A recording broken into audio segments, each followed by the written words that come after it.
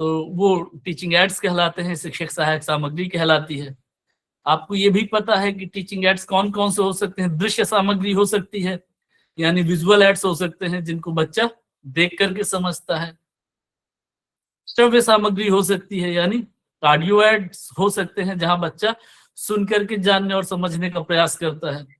दूसरा, audio video ads हो सकते हैं, ऑडियो विजुअल एड्स, जो देख करके और सुन करके दोनों काम एक साथ जहां किए जा सकते हैं। तो ये एक ऐसी चीज है जिसके बारे में आप लोग ज्यादा जानते हैं, बेहतर जानते हैं, ज्यादा डिस्कशन की आवश्यकता नहीं है। अगर वर्तमान समय में देखें तो आज शिक्षा आधुनिकृत हो रही है, आधुनिकीकृत हो रही है, और तकनीक हर जगह बढ़ रही है, घुस रही है। एआई का टाइम चल रहा है, एजुकेशन में भी एआई आ रहा है, आर्टिफिशियल इंटेलिजेंस आ रहा है। तो शिक्षा के अगर आधुनिक साधनों की बात करें तो आज हमारे पास स्कूलों में वो अलग बात है कि परिषदीय विद्यालयों में, सरकारी विद्यालयों में कंपैरेटिवली ये संसाधन कम है, लेकिन प्राइवेट स्कूल्स में ये सारे संसाधन ज्यादा सुलभ हैं। तो शिक्षण के आधुनिक साधनों की बात करें तो आज हमारे पास स्मार्ट बोर्ड्स हैं, टैबलेट्स हैं, कंप्यूटर्स हैं। रेडियोज तो पुरानी बात हो गई, रेडियो लिंगुआ फोन पुरानी बात हो गई हमारे पास। इसके अलावा पारंपरिक रूप से बच्चों के पढ़ने पढ़ाने की अच्छी किताबें हैं, लिटरेचर है, पाठ्य पुस्तकें हैं, अखबार होते हैं और पत्र पत्रिकाएं होती हैं। ये सब आपको पता है, इस बारे में कुछ भी ऐसा खास है नहीं जिसमें बहुत ज्यादा चर्चा की जाए।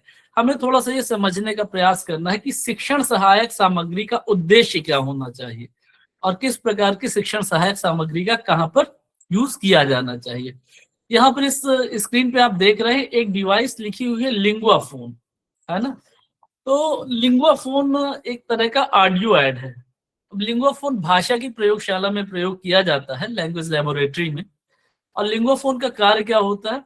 लिंगुआ फोन की सहायता से बच्चे अपना उच्चारण सुधार सकते हैं। तो लिंगुआ फोन को लेकर के कभी कभी परीक्षाओं में प्रश्न आता है कि लिंगुआ फोन का क्या उपयोग है। लिंगुआ फोन का उपयोग है प्रोनाउंसिएशन की प्रैक्टिस करना, उच्चारण की प्रैक्टिस करना। यानी बच्चा शब्द को सुनता है और फिर उसको दोहराता है, ठीक उसी तरह से उसका उच्चारण करने का प्रयास करता है। तो लिंगुआ फोन का प्रयोग किया जाता है बच्चों का प्रोनाउंसिएशन यानी उच्चारण सुधरवाने के लिए, उच्चारण में सुधार करने हेतु। आज स्कूलों में भाषा प्रयोगशाला होती है। राष्ट्रीय पाठ्यचर्या की रूपरेखा 2005 में इस बात पर बहुत जोर दिया गया है कि हर विषय की प्रयोगशाला होनी चाहिए और स्कूलों में। और इस संदर्भ में भाषा प्रयोगशाला की ही बात की गई है, भाषा प्रयोगशाला भी होनी चाहिए। तो अच्छा, प्रयोगशाला किसे कहते हैं? प्रयोगशाला वह जगह होती है जहां पर बच्चे को, अब भाषा प्रयोगशाला की अगर बात करें तो भाषा की प्रयोगशाला वह जगह होगी जहां बच्चों को भाषा के साथ प्रयोग करने के अवसर मिल सके। अब भाषा के साथ प्रयोग करने के अवसर से क्या तात्पर्य है? जहां बच्चे को भाषा को बोलने, सुनने, लिखने और पढ़ने के पर्याप्त साधन उपलब्ध हो सके, वो जगह भाषा प्रयोगशाला होती है। जहां बच्चा खुद से करके भाषाई कौशलों को सुधार सके, भाषाई कौशलों का विकास कर सके। अर्थात भाषा प्रयोगशाला भाषा शिक्षण के संदर्भ में एक ऐसी जगह है जहां शिक्षक की भूमिका काफी कम हो जाती है और विद्यार्थी स्वयं से ही विभिन्न भाषाई कौशलों का अभ्यास करता है और विभिन्न भाषाई कौशलों को विकसित करने का प्रयास करता है। भाषा प्रयोगशाला में क्या क्या हो सकता है? भाषा प्रयोगशाला में पहली बात तो आधुनिक उपकरण हो सकते हैं। लाइब्रेरी अलग चीज है, लेबोरेटरी अलग चीज है। यहाँ पर हम प्रयोगशाला की बात कर रहे हैं, लेबोरेटरी की बात कर रहे हैं। लाइब्रेरी वो जगह होती है, पुस्तकालय आप परिचित हैं, जहां हमें पढ़ने के लिए पुस्तकें मिल जाए। आजकल ई लाइब्रेरीज का जमाना है, डिजिटल लाइब्रेरीज का जमाना है, ऑनलाइन हमें किताबें मिल जाती हैं स्कूलों में भी। तो भाषा प्रयोगशाला में कौन कौन से उपकरण हो सकते हैं? जैसे भाषा प्रयोगशाला में एक प्रमुख उपकरण है लिंगुआ फोन। लिंगुआ फोन का कार्य क्या है? लिंगुआ फोन की सहायता से बच्चे सही उच्चारण को सुन करके उसको दोहराते हैं और सही उच्चारण करने का विकास कर सकते हैं। हेडफोन और कंप्यूटर्स होते हैं, जहां कंप्यूटर की सहायता से बच्चे मानक भाषा को सुनते हैं और समझते हैं और फिर वैसा ही बोलने का प्रयास करते हैं। खुद की आवाज रिकॉर्ड करने की व्यवस्था एक भाषा प्रयोगशाला में होनी चाहिए। जहां बच्चे खुद अपनी भाषा को रिकॉर्ड करके, अपनी आवाज को रिकॉर्ड करके उसके उतार चढ़ावों को सुन सके, समझ सके। कुछ कुछ स्पीच थेरेपी रूम एक तरह की भाषा प्रयोगशाला ही है दीपक चंद्र जी। अपने भाषा प्रयोगशाला ऐसी जगह है जहां बच्चे खुद अपनी रिकॉर्डिंग करें और उसके बाद सुने, और सुन करके उन्हें पता चले कि कहाँ मुझे सुधार की जरूरत थी, कहाँ मेरी भाषा का उतार चढ़ाव कैसा है, उच्चारण कैसा है, इंटोनेशन कैसा है, गति कैसी है। इसके बारे में बच्चे भाषा प्रयोगशाला में रह करके कार्य कर सकते हैं। और भाषा प्रयोगशाला में इस प्रकार का वातावरण होता है जहां बच्चा सुनने के और बोलने के कौशल को बहुत अधिक विकसित कर सकता है। तो linguaphone, tape recorder, computer, headphone, microphone, ये सब किसी भाषा प्रयोगशाला में प्रयोग किए जाने वाले प्रमुख उपकरण हैं। रेडियोज वगैरह, इनका भाषा प्रयोगशाला में प्रयोग किया जाता है।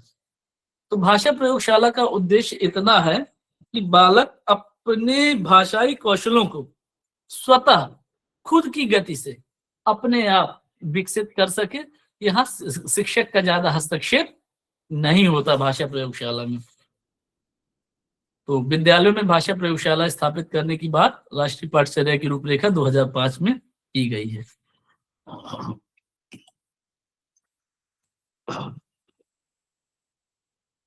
अच्छा, अब एनसीएफ में एक कथन है, एनसीएफ कहता है पाठ्य पुस्तकों के बारे में।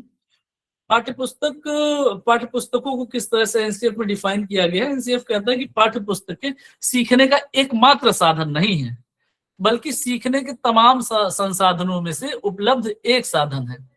यानी पाठ्य पुस्तकों को राष्ट्रीय पाठ्यचर्या की रूपरेखा में सीखने के अनिवार्य और एकमात्र साधन के रूप में नहीं माना गया, बल्कि सीखने के जो अनेक साधन उपलब्ध हैं उनमें से एक साधन है पाठ्य पुस्तक भी। इसका क्या मतलब हुआ कि राष्ट्रीय पाठ्यचर्या की रूपरेखा 2005 शिक्षण अधिगम की प्रक्रिया में पाठ्य पुस्तकों के महत्व पर बहुत ज्यादा बल नहीं देता। पाठ्य पुस्तकों को एक सहायक सामग्री के रूप में ही स्वीकार किया गया है राष्ट्रीय पाठ्यचर्या की रूपरेखा 2005 में। और आधुनिक शिक्षा प्रणाली का एक मूलभूत सिद्धांत भी है कि बहुत ज्यादा एम्फेसिस पाठ्य पुस्तकों पर न दिया जाए, बल्कि पाठ्य पुस्तकों से अतिरिक्त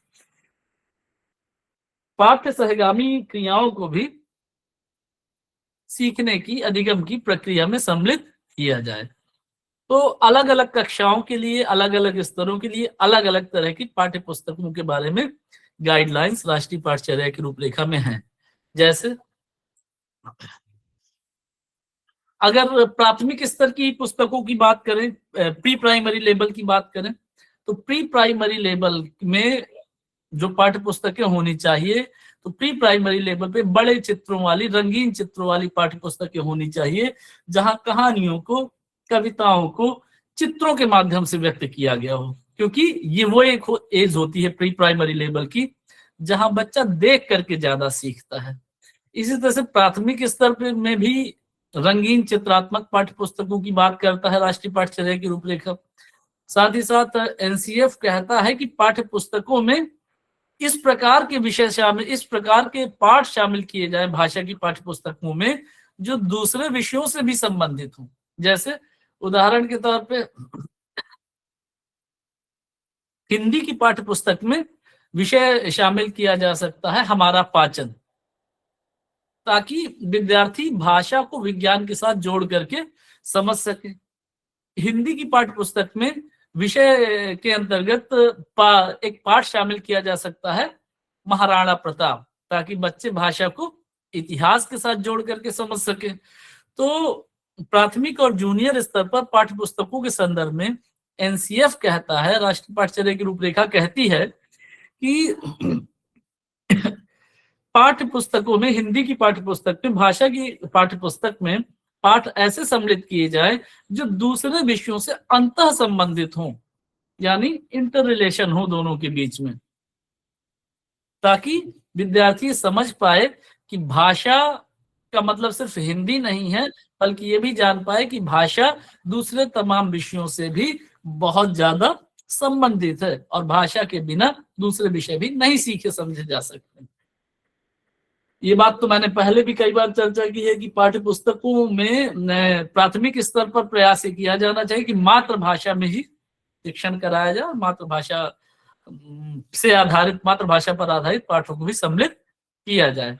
मातृभाषा यानी जो भाषा वहां परिवेश की भाषा, परिवेश की बोली है, जो बच्चा अपने घर में अपने परिवेश में बोलता है। अब इसके बाद पाठ्य पुस्तकों के संदर्भ में एक बात और एनसीएफ कहती है, जिसको जोर देकर ये कहता है एनसीएफ कि पाठ्य पुस्तकों में पाठ इस प्रकार से डिजाइन किए जाए ताकि विद्यार्थियों के अंदर लैंगिक समानता की विचारधारा को पैदा किया जा सके। अर्थात भाषा की पाठ्य पुस्तक में एनसीएफ इस बात का समर्थन करता है कि जेंडर न्यूट्रल वर्ड्स का प्रयोग किया जाना चाहिए।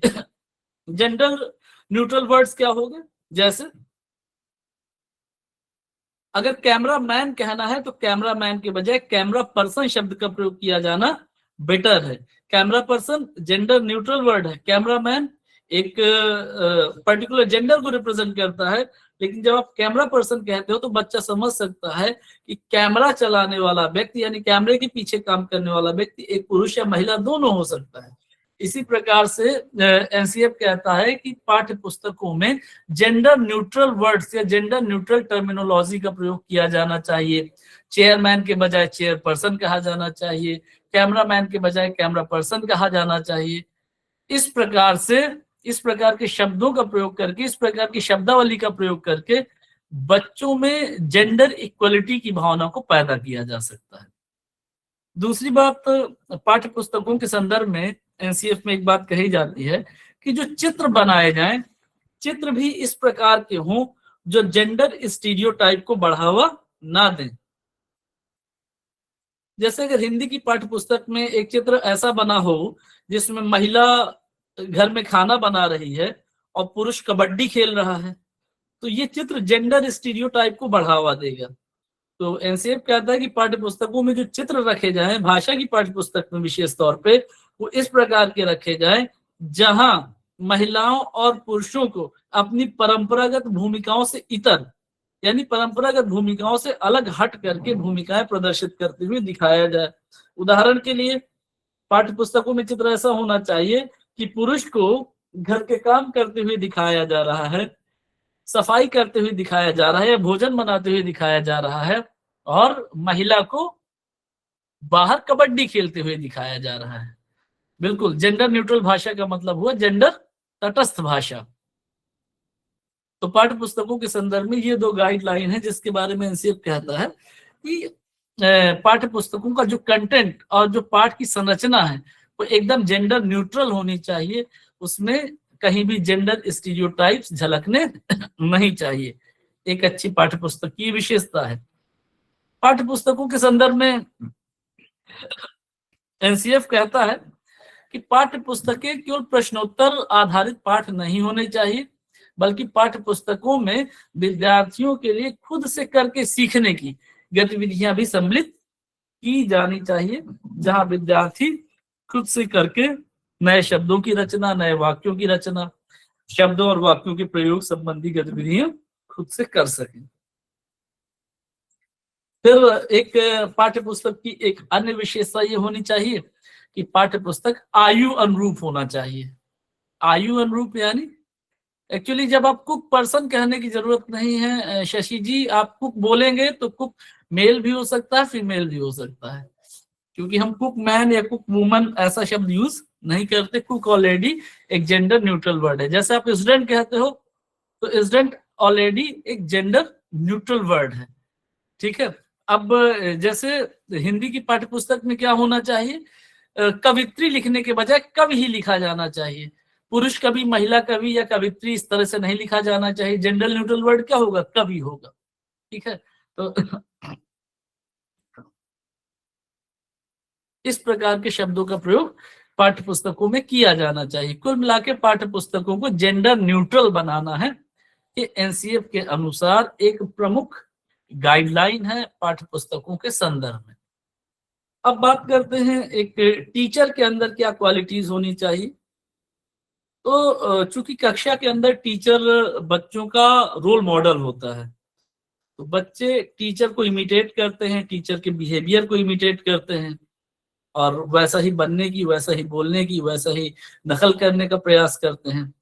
तो जब भाषा शिक्षक की बात की जाए तो भाषा शिक्षक निश्चित रूप से ऐसा होना चाहिए जिसकी अपनी भाषा पर थोड़ा पकड़ हो, है ना। अब भाषा पे पकड़ कैसे, उसका उच्चारण अच्छा होना चाहिए, भले एकदम शुद्ध ना हो लेकिन बहुत अच्छा होना चाहिए। उच्चारण उसका स्पष्ट होना चाहिए, उसका वाचन आदर्श होना चाहिए, क्योंकि बच्चे उसकी नकल करेंगे। अब सपोज करो कक्षा में, हिंदी की कक्षा में, भाषा की कक्षा, कोई शिक्षक है जो छिलका को छिकला बोलता है। बहुत लोग ऐसा बोलते हैं ना, छिलका को छिकला बोलता है, छिकल बोलता है, लखनऊ को नखलऊ बोलता है, लकड़ी को नकड़ी बोलता है। तो क्या जो उसको सुनने वाला जो बच्चा होगा, वो बच्चा भी वैसा ही सुनेगा और वैसा ही बोलेगा। तो पहली बात तो उच्चारण के स्तर पर एक शिक्षक को काफी हद तक सजग रहना चाहिए कि वो क्या बोल रहा है। अरमूद बहुत लोग बोलते हैं, बिल्कुल पुष्पेन जी। उच्चारण के स्तर पर एक शिक्षक को सजग होना चाहिए कि वो क्या बोल रहा है।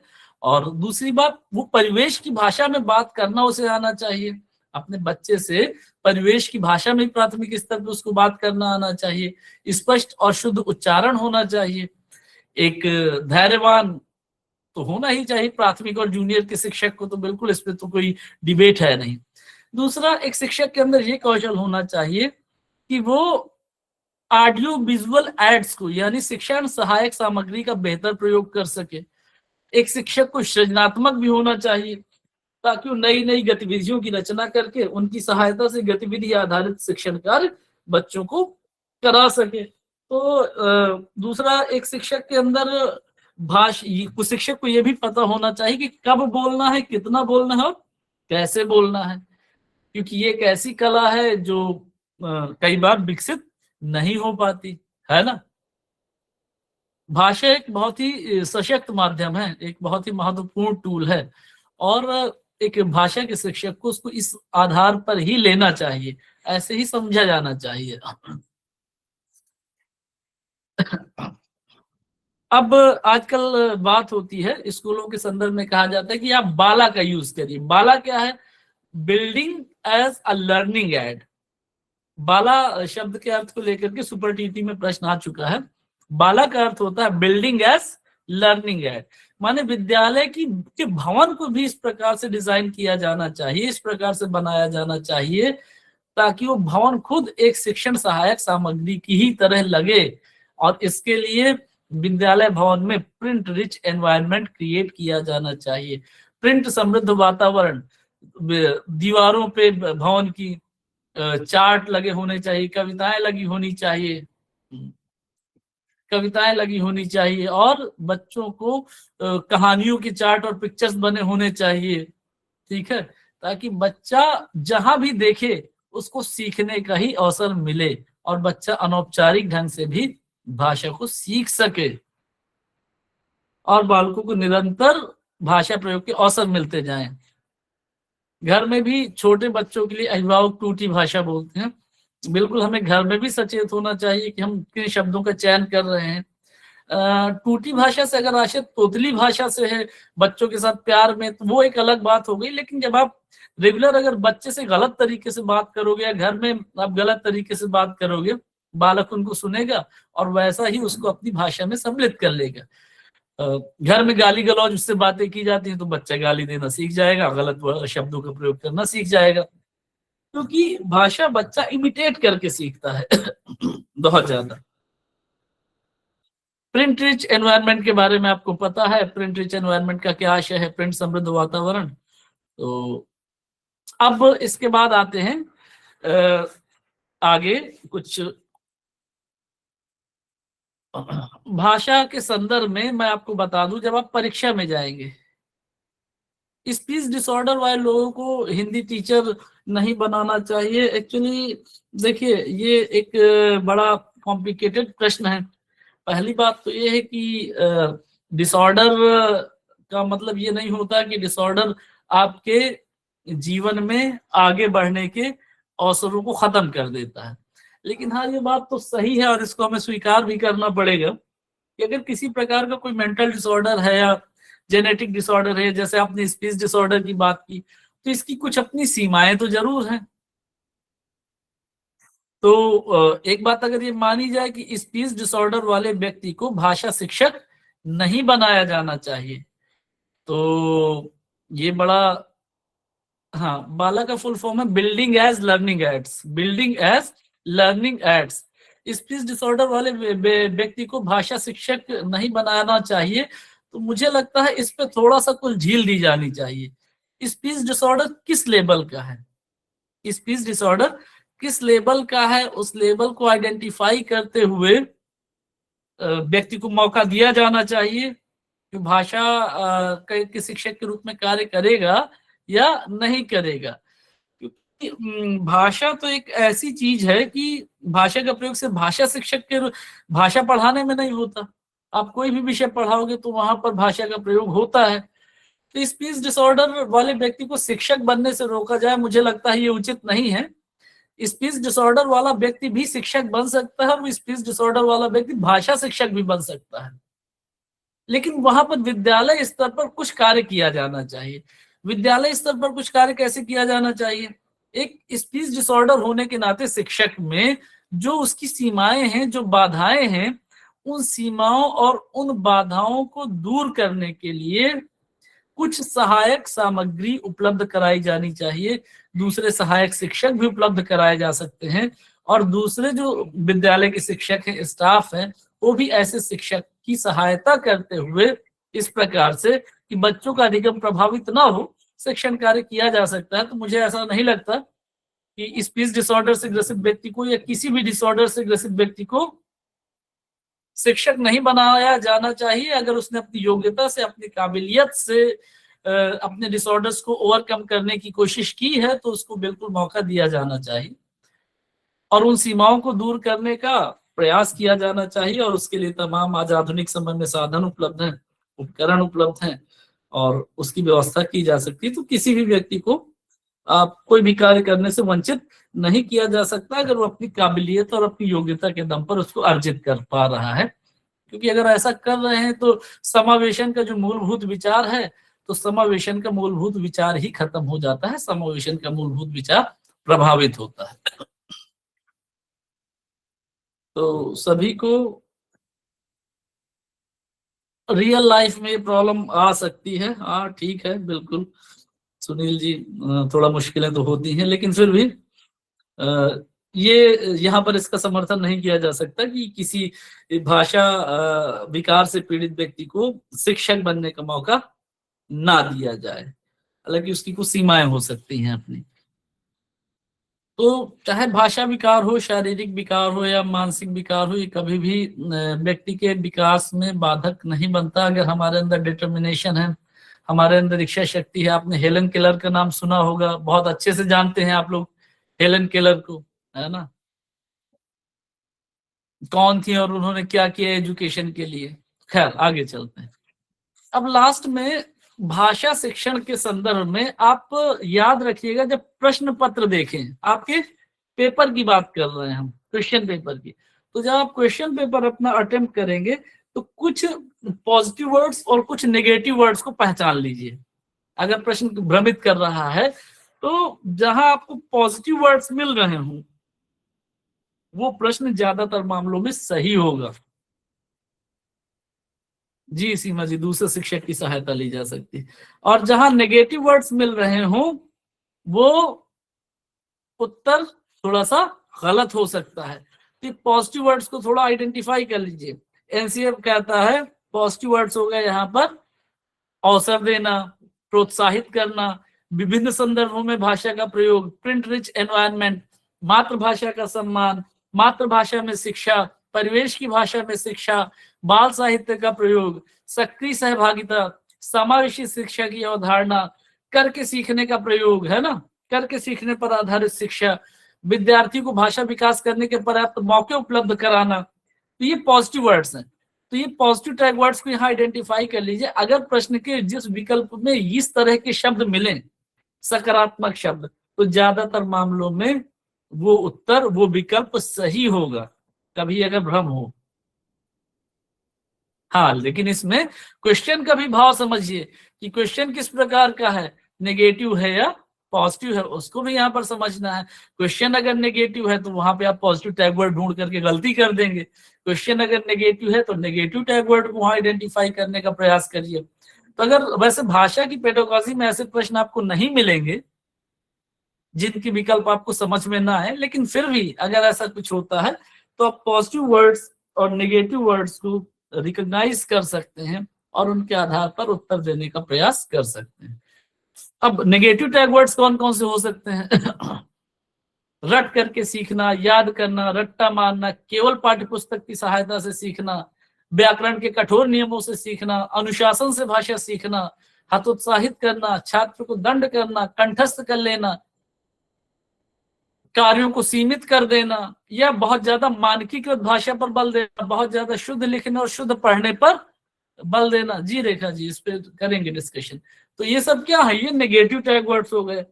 तो भाषा की पेडागोजी के संदर्भ में आप पॉजिटिव टैग वर्ड्स और नेगेटिव टैग वर्ड्स को आइडेंटिफाई करिए और उसके आधार पर प्रश्नों के उत्तर देने का प्रयास करिए।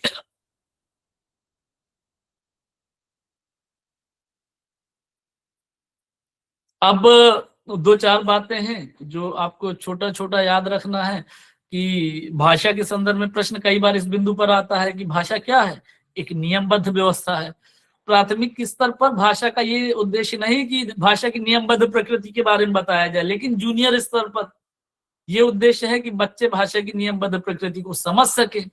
ठीक है, ये माना जाना चाहिए कि त्रुटियां अधिगम का एक अनिवार्य अंग है। त्रुटियां ये संकेत करती हैं कि बच्चा सीखने के लिए प्रयास कर रहा है। बहुभाषिकता पर प्रश्न कई बार पूछा गया, लगभग हर बार आता है इससे रिलेटेड एक प्रश्न। तो बहुभाषिकता को कक्षा की चुनौती के रूप में नहीं देखा जाना चाहिए, समस्या के रूप में नहीं देखा जाना चाहिए, बल्कि संसाधन के रूप में देखा जाना चाहिए। पढ़ने के संदर्भ में याद रखना है कि जब बच्चा भावार्थ समझ रहा है, जी, जब बच्चा भावार्थ समझ रहा है तो भावार्थ समझ रहा है तो ही वास्तविक पठन है। बच्चा शुद्ध पढ़ रहा है लेकिन मतलब नहीं निकल पा रहा, तेज पढ़ रहा है लेकिन मतलब नहीं निकाल पा रहा, इसका मतलब पठन का उद्देश्य पूरा नहीं हुआ। तो ये कुछ एक बातें हैं, इनको भी आपको दिमाग में याद रखना है। बाल साहित्य के बारे में और खेल आधारित शिक्षण के बारे में आप जान रहे हो, इस पर हम चर्चा पर्याप्त कर चुके हैं।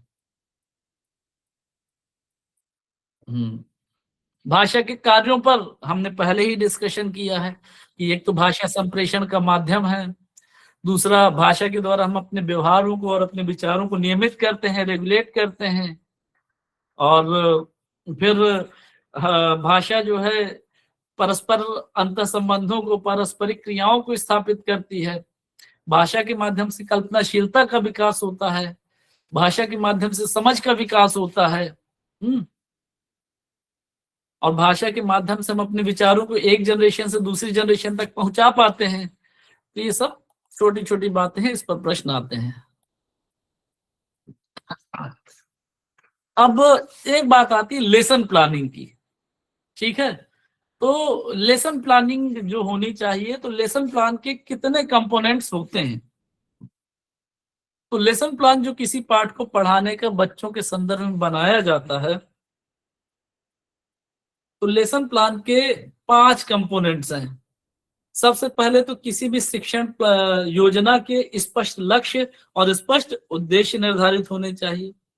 पाठ को शुरू करने से पहले पूर्व ज्ञान का बच्चों के परीक्षण किया जाना चाहिए और पूर्व ज्ञान को नवीन ज्ञान के साथ जोड़ने का प्रयास किया जाना चाहिए। तीसरा अंग होता है प्रस्तावना। तो प्रस्तावना में हम पाठ की शुरुआत करते हैं और पाठ से संबंधित बिंदुओं पर चर्चा करते हैं, शुरुआती चर्चा। और उसके बाद चौथा अंग है किसी शिक्षण योजना का प्रस्तुतिकरण, जिसमें हम पाठ्य सामग्री को प्रस्तुत करते हैं। और बाद में अभ्यास और पुनरावृत्ति, जिसमें जो हमने बच्चे को बताया है, समझाया है, उससे रिलेटेड बातों का जानने का प्रयास करते हैं कि बच्चा कितना समझ पाया और हमारे शिक्षण उद्देश्य जो हमने पहले लक्ष्य बनाए थे वो कितने पूरे हो पाए। तो इस पर भी प्रश्न आता है। किसी शिक्षण योजना के 5 एक कंपोनेंट्स होते हैं, इनको याद रखिएगा।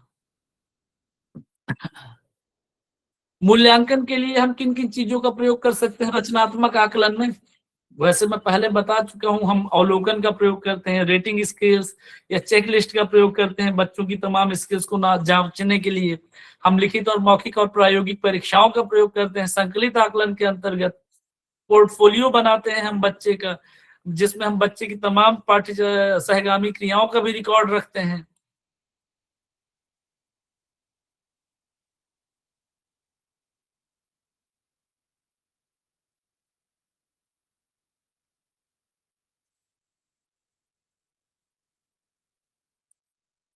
हाँ, अब एक बात आती है, एक भाषाई शिक्षक के रूप में, विशेष तौर पे हिंदी भाषा के शिक्षक के रूप में एक शिक्षक को क्या क्या चैलेंजेस फेस करने पड़ सकते हैं, क्या क्या चैलेंजेस फेस करने पड़ सकते हैं? जैसे एक बड़ा चैलेंज आता है भाषा पढ़ाते समय क्षेत्रीय भाषा का प्रभाव। ठीक है, उच्चारण में मातृभाषा का प्रभाव जब हमारी दिखाई पड़ता है, और विशेष तौर पे हम जिस क्षेत्र विशेष के विद्यार्थियों को पढ़ा रहे हैं, तो हम हिंदी पढ़ा रहे हैं, एक कथाएं पढ़ा रहे हैं, कविताएं पढ़ा रहे हैं, कहानियां पढ़ा रहे हैं। दीपक चंद जी, मुझे लग रहा है पिछली स्लाइड की ओर इशारा कर रहे हैं, अभी उस पर बात कर लेते हैं। हिंदी शिक्षण की चुनौतियां, तो सबसे पहले भाषा का क्षेत्रीय प्रभाव। हिंदी भाषा शिक्षक की भाषा में खुद उसकी भाषा का क्षेत्रीय प्रभाव हो सकता है, और जिन बच्चों को पढ़ा रहा है वो बच्चे भी अपनी क्षेत्रीय भाषा में ही बातचीत करते हैं, और वो क्षेत्रीय भाषा हिंदी की कोई एक बोली के रूप में हो सकती है।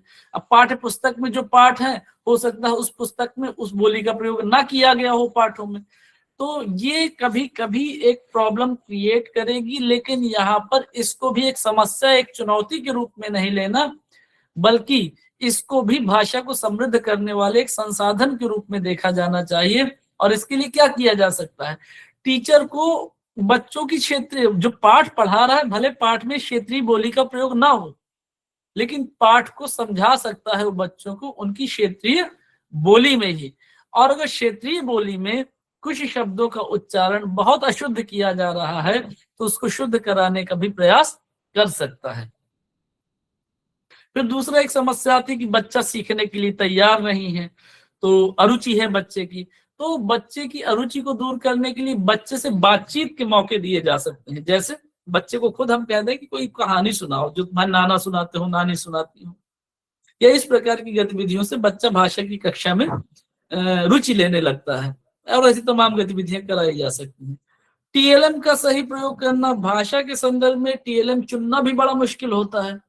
आप विज्ञान के लिए या गणित के लिए टीएलएम आसानी से चुन सकते हैं, लेकिन भाषा की कक्षा में टीएलएम के रूप में आप किसका चयन करेंगे? अब सपोज करो आप पढ़ा रहे हो कोई कहानी, तो कहानी से रिलेटेड कोई आप चित्र टीएलएम में बना के दिखाते हो बच्चे को, तो चित्र देख के बच्चा कहानी तो समझ सकता है, लेकिन भाषा को नहीं समझ पाएगा उस पाठ की। तो टीएलएम के प्रयोग में भी भाषा शिक्षक को सावधान रहना पड़ता है, सतर्क रहना पड़ता है। जो भी टीएलएम बनाए उस टीएलएम की व्याख्या करना आवश्यक होता है। तो ये भी एक समस्या होती है जिससे एक भाषा शिक्षक को निपटना पड़ता है। अच्छा, अब एनईपी क्या कहता है भाषा शिक्षण के बारे में?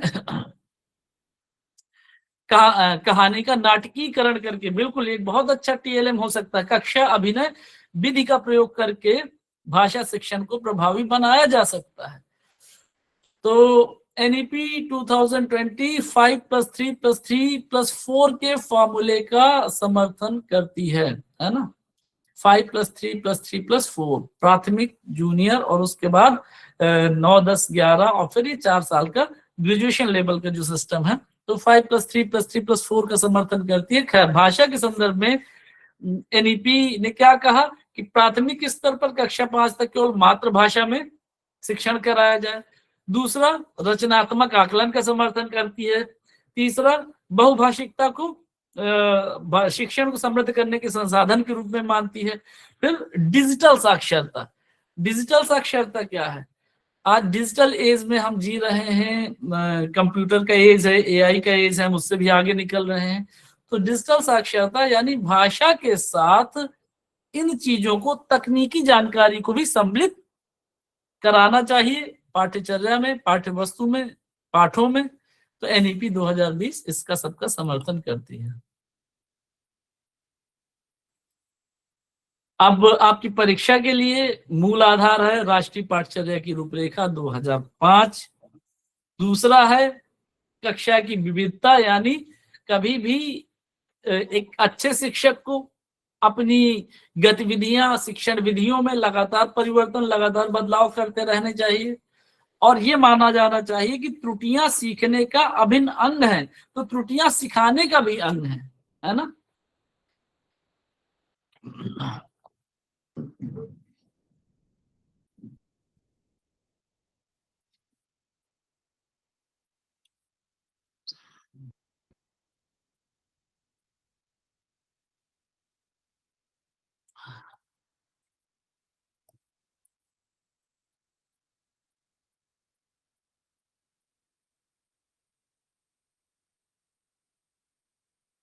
हाँ, अच्छा, ये मैसेज किया आया था आपका। तो ए स्क्वायर का क्या मतलब है ये, ठीक है। तो ए स्क्वायर एक्चुअली कुछ ऐसा है नहीं। ए स्क्वायर का जो सिद्धांत है भाषा के संदर्भ में, तो या किसी विषय के संदर्भ में इसको प्रयोग किया जा सकता है। शिक्षण का एक सिद्धांत है, माने नियमों को छोटे छोटे सूत्रों के रूप में याद कराना, इसका ये आशय है। और एक तरह की ट्रेडिशनल मेथड है, और आधुनिक शिक्षा प्रणाली इसका समर्थन नहीं करती। जो शॉर्टकट ट्रिक्स की बात करते हैं ना, ये शॉर्टकट ट्रिक्स की ओर इशारा कर रहा है ए स्क्वायर का सिद्धांत, ए स्क्वायर का नियम, कि व्याकरण के नियम हो या किसी विषय के नियम हो, उनको छोटे छोटे सूत्रों के रूप में याद कराना। तो ये कोई खास बात नहीं है।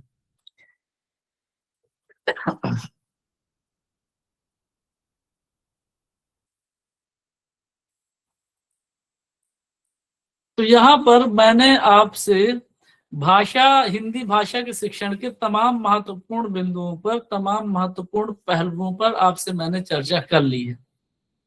ये बड़ी सामान्य बातें हैं जो आप इनको बेहतर ढंग से जानते हैं, बेहतर ढंग से समझते हैं। लेकिन इन चीजों को कई बार हम जब प्रश्न पत्र हल करते हैं तो कई बार कुछ चीजें दिमाग से मिस हो जाती हैं, हम उनको नहीं समझ पाते। इसलिए मैंने यहाँ पर रिकॉल करवाया है आप। आज मैंने ग्रुप में 60 प्रश्नों का, पेडागोजी से रिलेटेड 60 प्रश्नों का एक सेट शेयर किया है, उस पर मैं अभी चर्चा करूंगा। आगे मैं इस प्रकार के 4-5 सेट और शेयर करूंगा, ताकि आप तरह तरह के प्रश्नों से परिचित हो जाएं कि सीटीईटी की परीक्षा में किस प्रकार के प्रश्न आते हैं। और कल या परसों से हम दूसरे विषय की, पेडागोजी के बारे में, दूसरे विषय के शिक्षण शास्त्र के बारे में चर्चा करेंगे। अभी एक बात यहाँ पर आई थी, बांदा के कमिश्नर साहब के बारे में एक बात आई, वो ब्लाइंड हैं।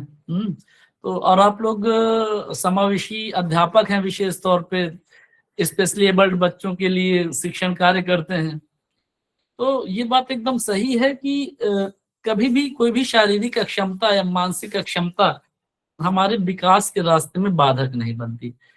आगे बढ़ने से पहले मैं खुद एक 2 मिनट का एक अपना एक्सपीरियंस आप लोगों के सामने शेयर कर रहा हूँ। और मुझे इस एक्सपीरियंस के बाद रियलाइज हुआ कि व्यक्ति का अगर डिटर्मिनेशन हो तो वो क्या नहीं कर सकता, हर चीज पा सकता अपने डिटर्मिनेशन के द्वारा। मेरा एक शौक रहा है घूमने का बहुत ज्यादा, तो मैं पहाड़ों पे बहुत ज्यादा घूमता रहा हूँ, अभी भी जाता हूँ लगातार। और ट्रेकिंग करता रहा हूँ, मैं हिमालयाज में काफी मैंने ट्रेक किया है।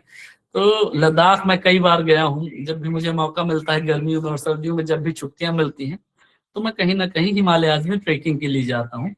और हफ्ते भर, 10 दिन, 15 दिन तक के ट्रेक मैंने किए हैं हिमालयाज में। तो 2018 की बात है, मैं लद्दाख में एक ट्रेक पे गया था। लद्दाख की एक सबसे ऊंची चोटी है स्टोक कांगरी, आप लोगों ने शायद कहीं पढ़ा होगा। स्टोक कांगरी की हाइट है 6153 मीटर्स, 6153 मीटर, 20,000 फीट से ज्यादा। तो स्टोक कांगरी का ट्रेक कर रहा था मैं। तो जब हम स्टोक कांगरी के बेस कैंप में पहुंचे, तो बेस कैंप में उस दिन मेरे अलावा 5 लोग और थे जिनको ट्रेक करना था स्टोक कांगरी। तो भारतीय पर्वतारोहण संस्थान, IMF का कैंप था वो। तो ये हुआ कि अब हम लोग खाना खाएंगे और रात में 2 बजे से हमको फाइनल क्लाइंबिंग के लिए जाना था। तो शाम के 7 बजे करीब टेम्परेचर -10 डिग्री सेल्सियस हो रखा था वहां पर। एक पत्थर की एक मेज थी, उसके चारों ओर पत्थर रखे हुए थे। हम लोग खाना खाने के लिए बैठे और वो जो वहाँ के गाइड्स थे वो खाना सर्व करने लगे। तभी हमने देखा कि एक आदमी वहां जो फ्रांस से आया हुआ था, फ्रांसीसी था, उसने अपना पैर उठाया अपने हाथ से पकड़ करके और उसने अपना पैर हमारी खाने की मेज पे रखा। और रखने के बाद उसने सॉरी बोला। हमें बड़ा अजीब लगा, भाई हम लोगों को तो हमारे कल्चर का हिस्सा तो है ना कि खाने की मेज पे पैर रखे। तो हम कुछ कहते कि उसने हमको सॉरी बोला। उसने अपना ट्रैक पैंट ऊपर किया और जब ट्रैक पैंट उसने ऊपर किया तो हम लोग देख करके दंग रह गए, क्योंकि उसकी जो टांग थी वो आर्टिफिशियल थी, नकली टांग थी। और उस आर्टिफिशियल लेग के सहारे वो बंदा क्लाइंब करने के लिए आया था। और कुछ रगड़ जैसी हो रही थी ट्रेकिंग के दौरान, तो उसके पैर से ब्लड निकल रहा था जहां से वो आर्टिफिशियल लेग को लगाया जाता है, सपोर्ट किया जाता है। तो उसने उसको सही किया, उसने सॉरी बोला। और जब उसने हमने उसको देखा तो हम लोग दंग रह गए। और बस हमने उसको लिटरली सल्यूट किया और उसके डिटर्मिनेशन को हमने सलाम किया। और उसने बताया कि वो फ्रांस में उसका एक एक्सीडेंट हुआ था 2013 में, और उस एक्सीडेंट के बाद उसका पैर उसको काटना पड़ा। लेकिन उसके बावजूद वो ट्रेकिंग करता है हिमालयाज में, स्कीइंग करता है और लगातार पूरे देश में, हिमालयाज में उसने, भारत में और यूरोप में तमाम जगहों पर ऊंची ऊंची पहाड़ों पर उसने चढ़ाई की थी। अगले दिन रात में 2 बजे उस व्यक्ति ने हमारे साथ क्लाइंब करना शुरू किया, हमारे साथ ट्रेक करना शुरू किया। और वो हमसे कहीं ज्यादा फास्ट था, हमसे कहीं ज्यादा कुशल था। और उसने बड़ी सफलता पूर्वक उस चोटी पर उसने क्लाइंब किया। और उसके बाद उसका प्लान था, स्टोक कांगरी की एक ट्विन पीक है गुलेब कांगरी, उसका स्लोप बहुत अच्छा है 6200 मीटर की हाइट पे, वहां उसको स्की करना था। ये उसकी योजना थी। तो जरा सोचिए कि कितना आश्चर्यजनक था कि एक व्यक्ति जिसके पैर नहीं है वो ऐसा कर रहा था। सुधा चंद्रन बहुत अच्छी डांसर है, नो डाउट, एक पैर नहीं है उनका। अभी अरुणिमा सिन्हा से आप लोग परिचित हैं, बहुत शानदार माउंटेनियर है वो, है ना। और अरुणिमा सिन्हा ने भी ऐसा किया है, उन्होंने तो एवरेस्ट को भी क्लाइंब किया है। तो बिल्कुल आर के जी भारती जी। तो ये एक मैंने देखा इस चीज को कि हमारी सफलता के रास्ते में कोई भी बाधा इतनी बड़ी नहीं हो सकती जिससे हम पार ना पा सकें। ऐसा कोई लक्ष्य नहीं है जिसको हम पा ना सकें। तो ये कहानी कहीं ना कहीं एक इंस्पिरेशन हमको और देती है कि हमारे सामने एक लक्ष्य है, छोटा सा लक्ष्य, सीटीटी, सीटीटी को पास करना या आपका एसटीटी को पास करना। तो बिल्कुल अगर आप लोग डिटर्मिनेशन के साथ, एकाग्रता के साथ और पूरे फोकस के साथ अपने लक्ष्य की ओर आगे बढ़ेंगे तो ऐसा कोई रीजन नहीं है कि आप लोग सफल ना हो। और ये मुझे विश्वास है और इसके लिए आपको बहुत बहुत शुभकामनाएं, ढेर सारी शुभकामनाएं। आपको आपका लक्ष्य जरूर मिलेगा। अब मैं कुछ प्रश्नों पे आपसे चर्चा करूंगा हिंदी भाषा से रिलेटेड, और उसके बाद हिंदी पेडागोजी से रिलेटेड, और उसके बाद हम लोग बाल मनोविज्ञान की क्लास पे अगले टॉपिक्स पे हम चलेंगे। चलें, तो इस स्लाइड्स को मैं, इन स्लाइड्स को मैं हटा देता हूं और दूसरा टॉपिक अब हम शुरू करेंगे। Hindi pedagogy set 4।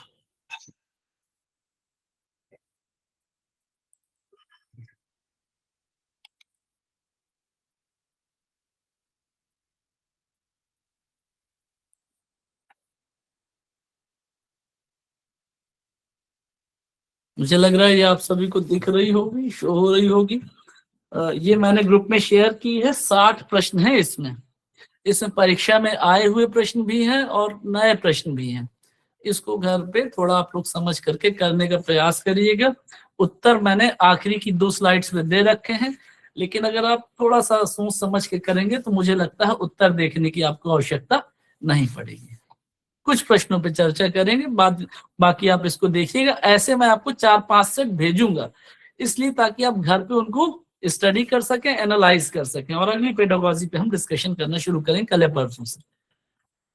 आप लोग प्रश्न का उत्तर देने का प्रयास करिएगा। फॉन्ट साइज बड़ा है, उम्मीद है आप सभी को दिख रहा होगा, थोड़ा जल्दी जल्दी करेंगे। भाषा अर्जन के संदर्भ में कौन सा कथन सही है? यह एक सचेत प्रक्रिया है, यह एक स्वाभाविक और सहज प्रक्रिया है, इसमें व्याकरण के नियमों को रटा जाता है। बिल्कुल सही, बी एकदम सही है आपका। एनसीएफ 2005 के अनुसार, इसको सुनिएगा, एनसीएफ 2005 के अनुसार भाषाई शिक्षण का मुख्य उद्देश्य क्या होना चाहिए?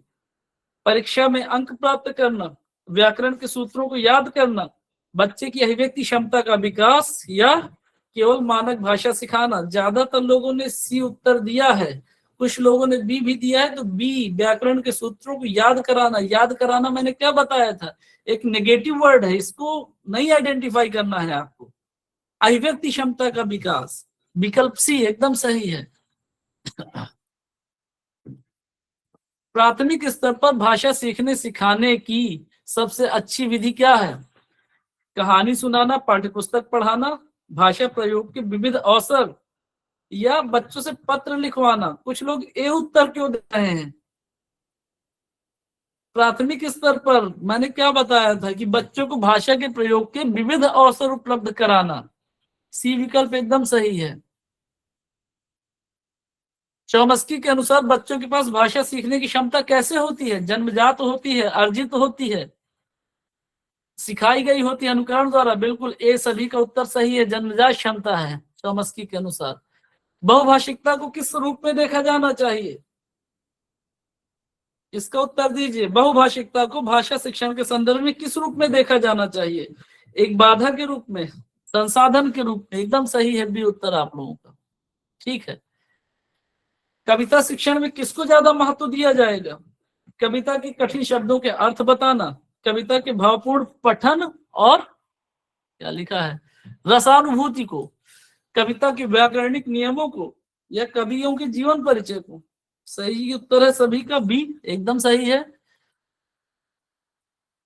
भाषा की कक्षा में समाचार पत्र का प्रयोग किस लिए उपयोगी है? सीटेट में आया हुआ प्रश्न है।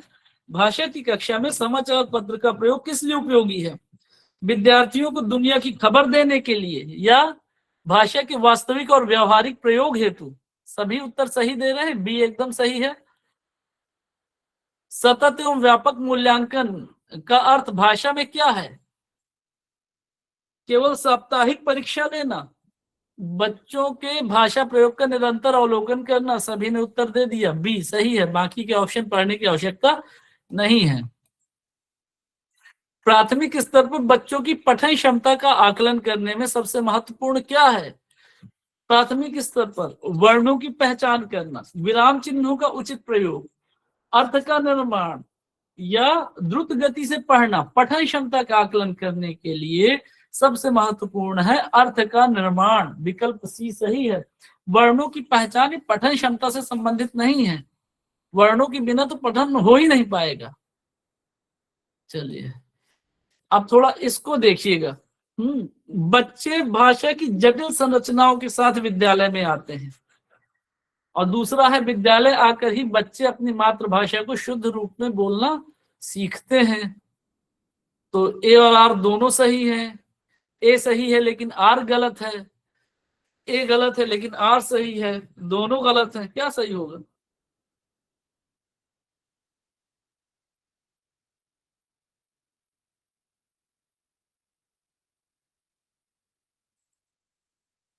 इसका सही विकल्प है, ज्यादातर ने उत्तर दिया है बी, बी एकदम सही है। डी और कुछ लोगों ने ए भी दिया है, तो ए गलत है और डी भी गलत है।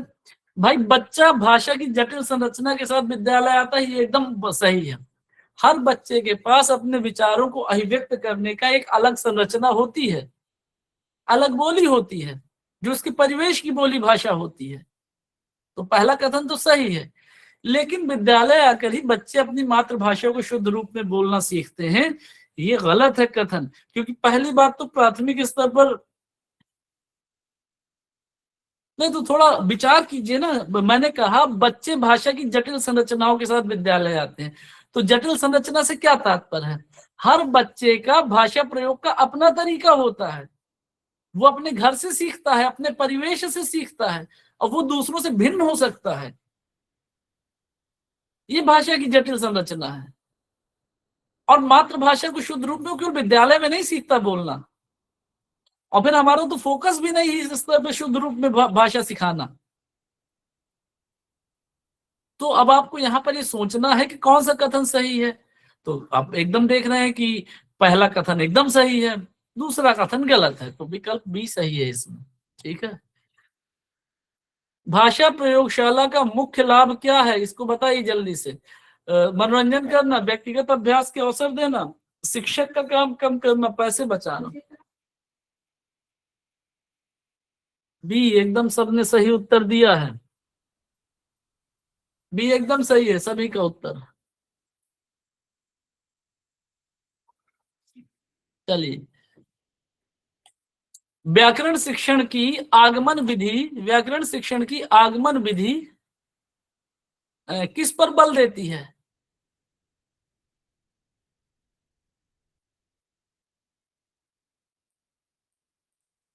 नियमों से उदाहरण की ओर, उदाहरणों से नियम की ओर, परिभाषा रटने पर बल देना, या सिर्फ अभ्यास पर बल देना? व्याकरण शिक्षण की आगमन विधि उदाहरण से नियम की ओर, विकल्प बी सही है। समावेशी कक्षा में भाषा शिक्षण की अब शो हो रही होगी, थोड़ा बंद हो गई थी मुझसे, गलती से क्लिक हो गया था। कपिल जी ध्यान दीजिए, अब शो हो रही होगी। समावेशी कक्षा में भाषा शिक्षण की क्या चुनौती है? भाषा सीखने की धीमी गति, उपयुक्त भाषाई परिवेश का निर्माण, पाठ्य पुस्तक की कमी, विद्यार्थियों में रुचि का अभाव। क्या है चुनौती? समावेशी कक्षा में सबसे बड़ी चुनौती है उपयुक्त भाषाई परिवेश का निर्माण करना, जो हर बच्चे की आवश्यकताओं को पूरा करे, विकल्प बी सही है। भाषाई कौशलों का सही क्रम क्या माना जाता है? लिखा ही है उसमें, LSRW, लिखना, सुनना, लिखना, बोलना, पढ़ना, लिखना, सुनना, बोलना, पढ़ना और लिखना, LSRW, सुनना, बोलना, पढ़ना और लिखना। Listening, speaking, reading and writing. Portfolio किस आकलन में सहायक होता है? केवल फोटो रखता है, क्रमिक प्रगति का विवरण है, अंकों को बढ़ाता है, डराने के काम आता है? भी सही है। उपचारात्मक शिक्षण के संदर्भ में प्रश्न है, का क्या उद्देश्य है? कठिनाइयों को दूर करना, नया पाठ पढ़ाना, कार्य की जांच करना, परीक्षा लेना? कठिनाइयों को दूर करना। कक्षा में दीवारों पर लिखे शब्द किसका उदाहरण है? सजावट के, भाषाई समृद्ध परिवेश के, कक्षा के नियमों, या समय की बर्बादी का? दीवारों पर लिखे शब्द समृद्ध भाषाई परिवेश की ओर इशारा करते हैं। सुनना कौशल के विकास हेतु सबसे कम प्रभावी गतिविधि क्या है? सुनना के विकास के लिए कहानी सुनकर चर्चा करना, प्रश्नों के उत्तर पूछना, कविता का सस्वर पाठ कराना, श्रुत लेख देना। सुनना के लिए सबसे कम प्रभावी गतिविधि कौन सी होगी?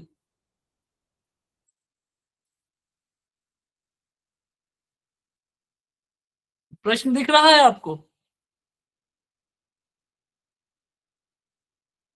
कोई कंफर्म करे, मेरी आवाज आ रही है आप लोगों तक? हाँ सर, आ रही है। अच्छा अच्छा, चलिए। तो सुनना कौशल के विकास हेतु सबसे कम प्रभावी गतिविधि क्या होगी?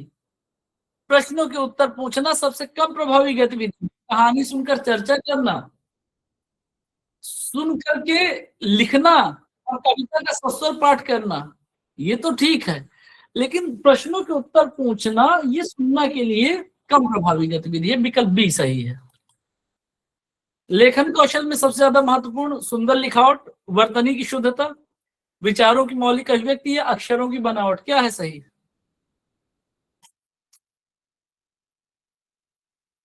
सी सही है एकदम।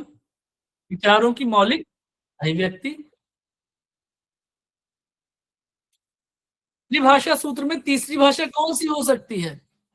केवल संस्कृत, केवल विदेशी भाषा, आधुनिक भारतीय भाषा या विदेशी भाषा, या सिर्फ हिंदी?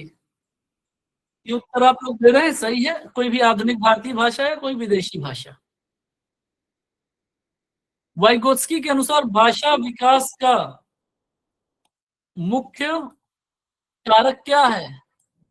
सामाजिक अंतःक्रिया। सभी सही उत्तर दे रहे हैं। प्राथमिक स्तर पर भाषा आकलन का आधार क्या होना चाहिए? औपचारिक परीक्षा, पोर्टफोलियो और अवलोकन, वार्षिक परीक्षा या लेखन प्रतियोगिता? बी सही है। प्राथमिक स्तर पर पोर्टफोलियो और अवलोकन को आधार माना जाना चाहिए भाषा के संदर्भ में। भाषा और विचार के संदर्भ में कौन सा कथन सही है? ध्यान दीजिएगा, पियाजे और वाइगोत्स्की के आइडियाज पर आधारित है। भाषा और विचार स्वतंत्र हैं, पहला स्टेटमेंट। विचार भाषा को निर्देशित करते हैं, दूसरा स्टेटमेंट। भाषा विचार को निर्देशित करती है, तीसरा स्टेटमेंट। दोनों एक दूसरे को प्रभावित करते हैं। डी एकदम सही है। ये पियाजे और वाइगोत्स्की के आइडियाज का निचोड़ है, दोनों एक दूसरे को प्रभावित करते हैं। कहानी पढ़ाने के बाद चर्चा का मुख्य उद्देश्य क्या है? समय बिताना, कल्पना और चिंतन का विस्तार करना, याददाश्त की परीक्षा या लिखने का अभ्यास? सभी उत्तर सही दे रहे हैं। बी।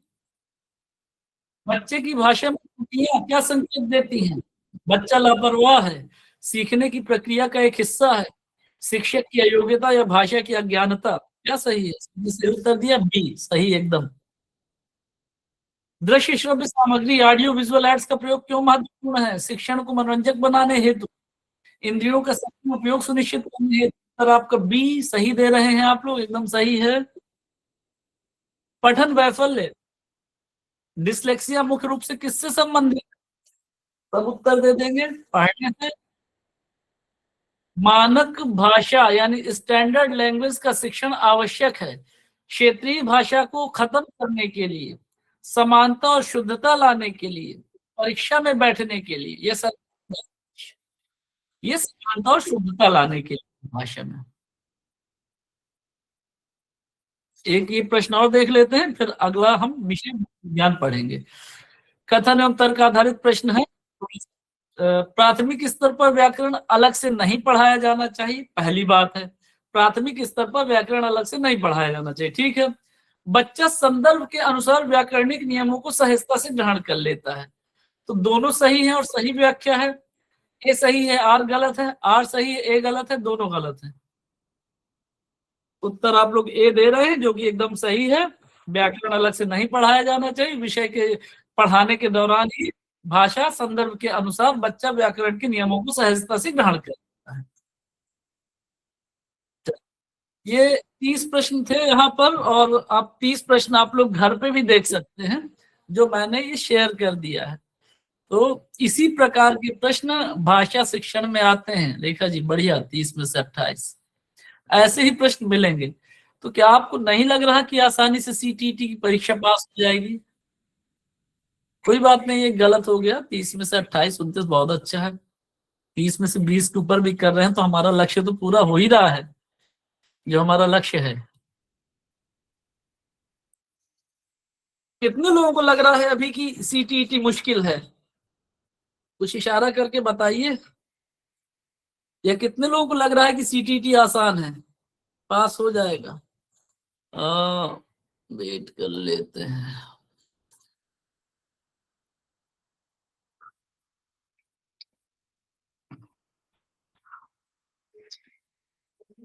सीटेट आसानी से पास हो जाएगा, मुश्किल नहीं है। आसान ही है ये, आसान नहीं है, बिल्कुल मुश्किल नहीं है, आसान है ये। क्वेश्चन 13 समझा दूं फिर से?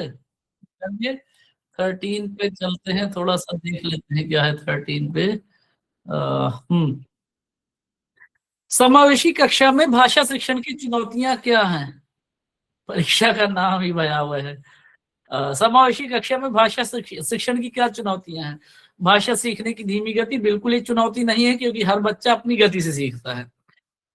पाठ्य पुस्तक की कमी तो ये तो समस्या है ही नहीं, और मैथ के लिए डरिए नहीं स्निग्धा जी, पेडागोजी पे बात हो जाएगी। जहां कोई टॉपिक मैथमेटिक्स से क्वेश्चंस हो वो भी आप मुझसे यहाँ शेयर कर सकती हैं, मैं उस पर डिस्कस करूंगा।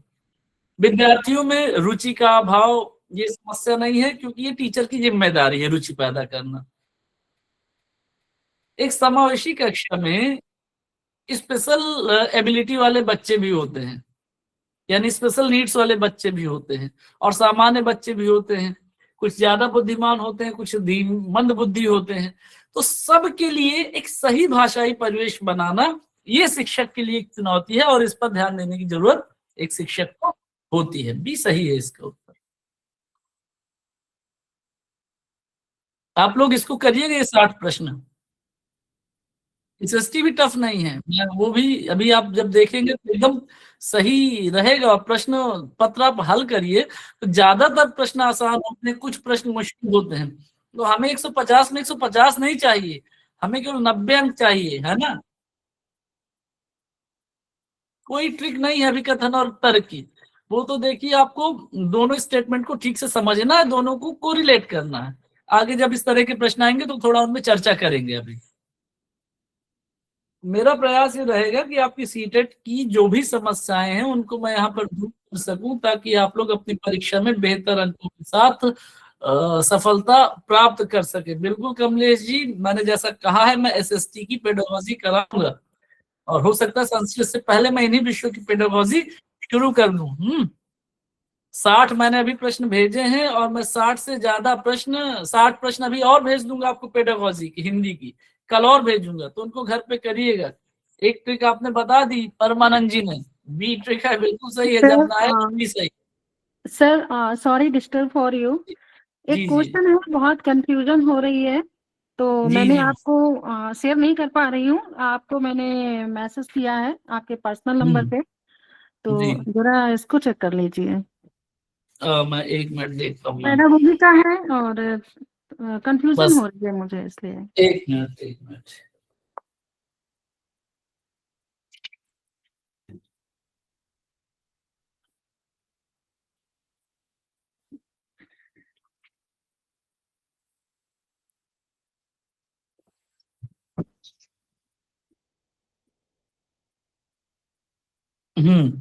प्रश्न संख्या 9 था यहाँ पर।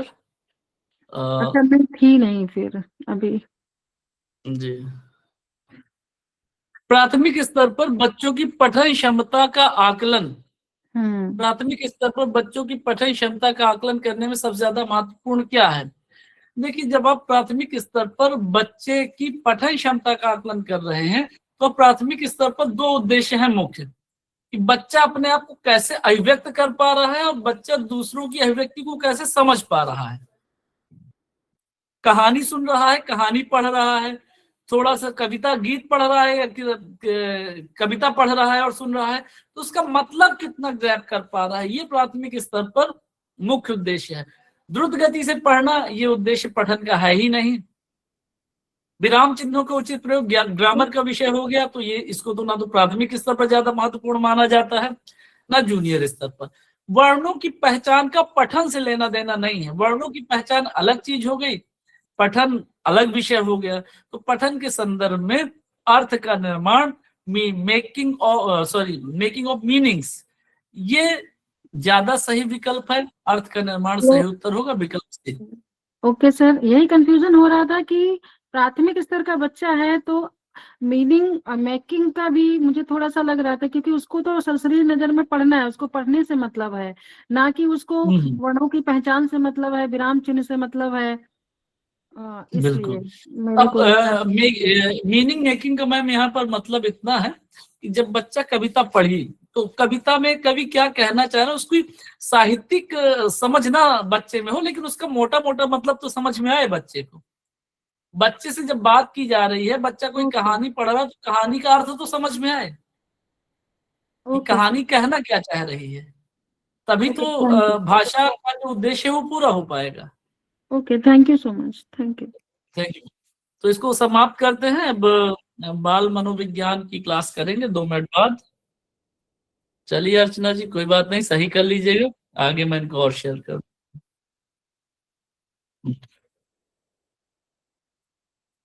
2 मिनट बाद शुरू करते हैं।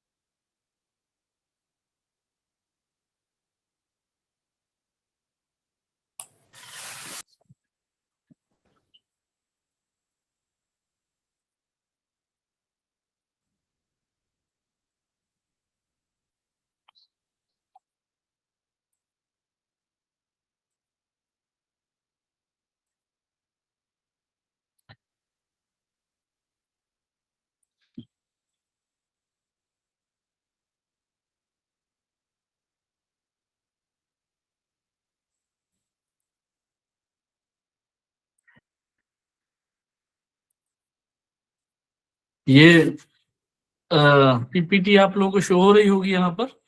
हमारा जो टॉपिक चल रहा था इसमें हम मूल प्रवृत्ति, संवेग, अभिप्रेरणा, समस्या समाधान और चिंतन। हाँ, गणित में वैन हीले के सिद्धांत को ऐसा करते हैं, कल मैं गणित या विज्ञान या किसी ऐसे विषय की ही पेडागोजी शुरू करता हूँ, संस्कृत बाद में कर लेंगे, वो भाषा से संबंधित है, उसको हम डिस्कस कर लेंगे। वैन हीले डायग्राम के बारे में मैं आपको बता दूंगा। तो हमारा जो टॉपिक था इसमें हम लोगों को डिस्कस करना था मूल प्रवृत्तियों के बारे में, संवेग के बारे में, अभिप्रेरणा के बारे में, समस्या समाधान के बारे में, और हमको इसमें डिस्कस करना था चिंतन के बारे में। तो उसी क्रम में पहले इसको आगे करते हैं, फिर हम प्रश्नों पे भी चर्चा करेंगे। मैंने आपको जी मैकडूगल की मूल प्रवृत्तियां बता दी थी, मूल प्रवृत्तियों की विशेषताएं बता दी थी, संवेगों के बारे में भी हमने चर्चा कर ली थी, और संवेगों के प्रशिक्षण के बारे में भी हमने बात कर ली थी। और अब आगे हमें बात करना है अभिप्रेरणा के बारे में, मोटिवेशन क्या है। मोटिवेशन, अभिप्रेरणा, जिसको हम सरल शब्दों में प्रेरणा भी कह सकते हैं, है ना। अभिप्रेरणा को स्किनर डिफाइन करते हुए कहते हैं कि अभिप्रेरणा सीखने का राजमार्ग है। ये motivation is the highway of learning, ये बीएफ स्किनर की डेफिनेशन है। तो अभिप्रेरणा वह मानसिक योग्यता है, वह मानसिक क्षमता है, या वह मानसिक क्रिया है, ऐसा कह लें, जो हमें कुछ नया करने, नया सीखने की दिशा में प्रेरित करती है। हाँ, अभी तो हम बाल मनोविज्ञान की क्लास कर रहे हैं शशि जी, तो काफी लोग लेफ्ट हो गए मुझे लगता है आज। चलिए खैर, तो अभिप्रेरणा वह मानसिक क्रिया है जो हमें कुछ नया सीखने, कुछ नया करने के लिए प्रेरित करती है। और अभिप्रेरणा को डिफाइन करते हुए कहते हैं स्किनर की motivation is the highway of learning, यानी अभिप्रेरणा सीखने का राजमार्ग है। तो खैर, अभिप्रेरणा शब्द से आप सब लोग परिचित हैं। अभी आप लोग यहाँ पर जुटे हुए हैं, 2 घंटा 3 घंटा अपने सारे काम करने के बाद आप शाम को अध्ययन करते हैं, क्लास में यहाँ पर सुनते हैं, घर पे डिस्कशन करते हैं। इसके पीछे एक मोटिवेशन काम कर रहा है। वो मोटिवेशन क्या है क्योंकि ऐसा करके आप अपने लक्ष्य तक पहुंच सकते हैं। एक सीटीईटी की एक परीक्षा पास करके आप अपने लक्ष्य तक पहुंच सकते हैं। तो इस प्रकार से हम जब भी कोई काम कर रहे होते हैं तो उस काम के पीछे हमारे कोई ना कोई मोटिवेशन होता है, जो हमें एक उद्देश्य देता है, हमें एक लक्ष्य देता है, हमें एक मकसद देता है।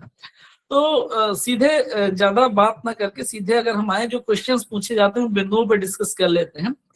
तो अभिप्रेरणा के 3 बेसिक कंपोनेंट होते हैं। मोटिवेशन का जन्म हमेशा आवश्यकता से होता है। मोटिवेशन यानी अभिप्रेरणा का जन्म हमेशा आवश्यकता से होता है। जब हमें किसी चीज की आवश्यकता होती है तो उस आवश्यकता के फलस्वरूप हमारे शरीर में आंतरिक रूप से कुछ अंतर्नोद या चालक उत्पन्न होते हैं, कुछ हलचलें उत्पन्न होती हैं, और हम उन हलचलों को शांत करने के लिए कोई कार्य करते हैं। तो यही मोटिवेशन का प्रोसेस है। तो सीएल हल ने इस बारे में बताया था, हल का सिद्धांत आप लोगों ने पढ़ा था।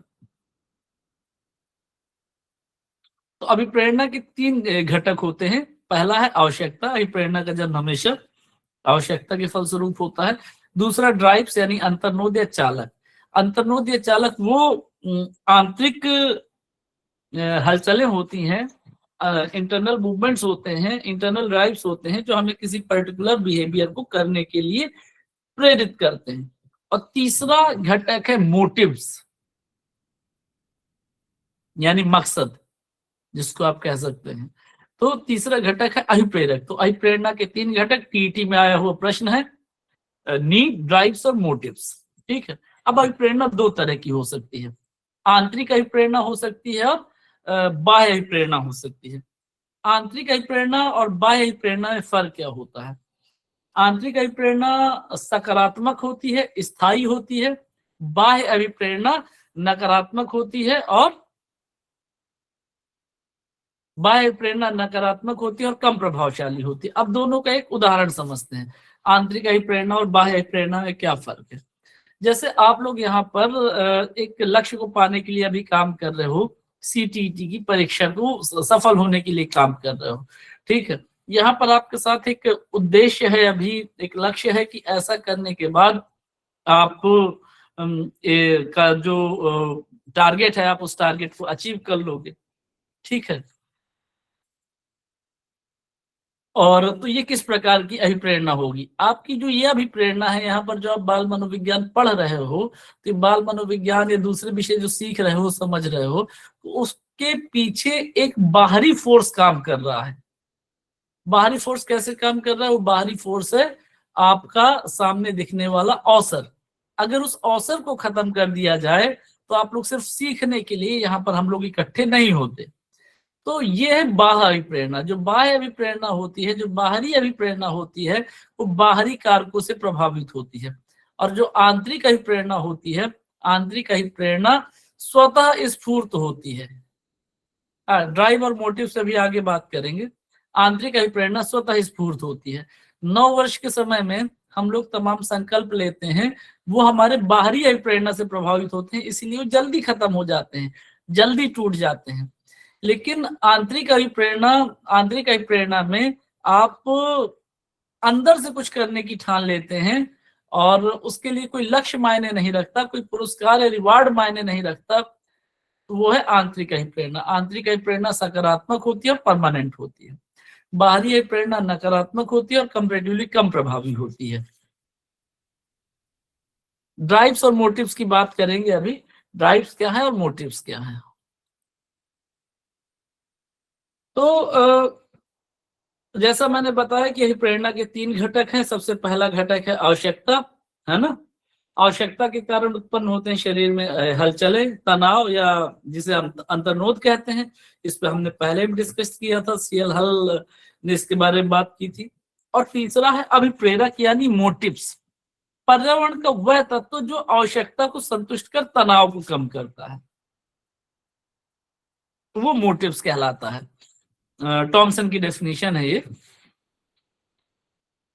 पर्यावरण का वह तत्व जो आवश्यकता को संतुष्ट कर तनाव को कम करता है, यानी अंतर्नोदों के प्रभाव को कम करता है, वो कहलाता है अभिप्रेरक यानी मोटिव्स। अब इसको कैसे क्लासिफाई किया गया है, अलग अलग लोगों ने कैसे इसको समझाया है, ये देखते हैं।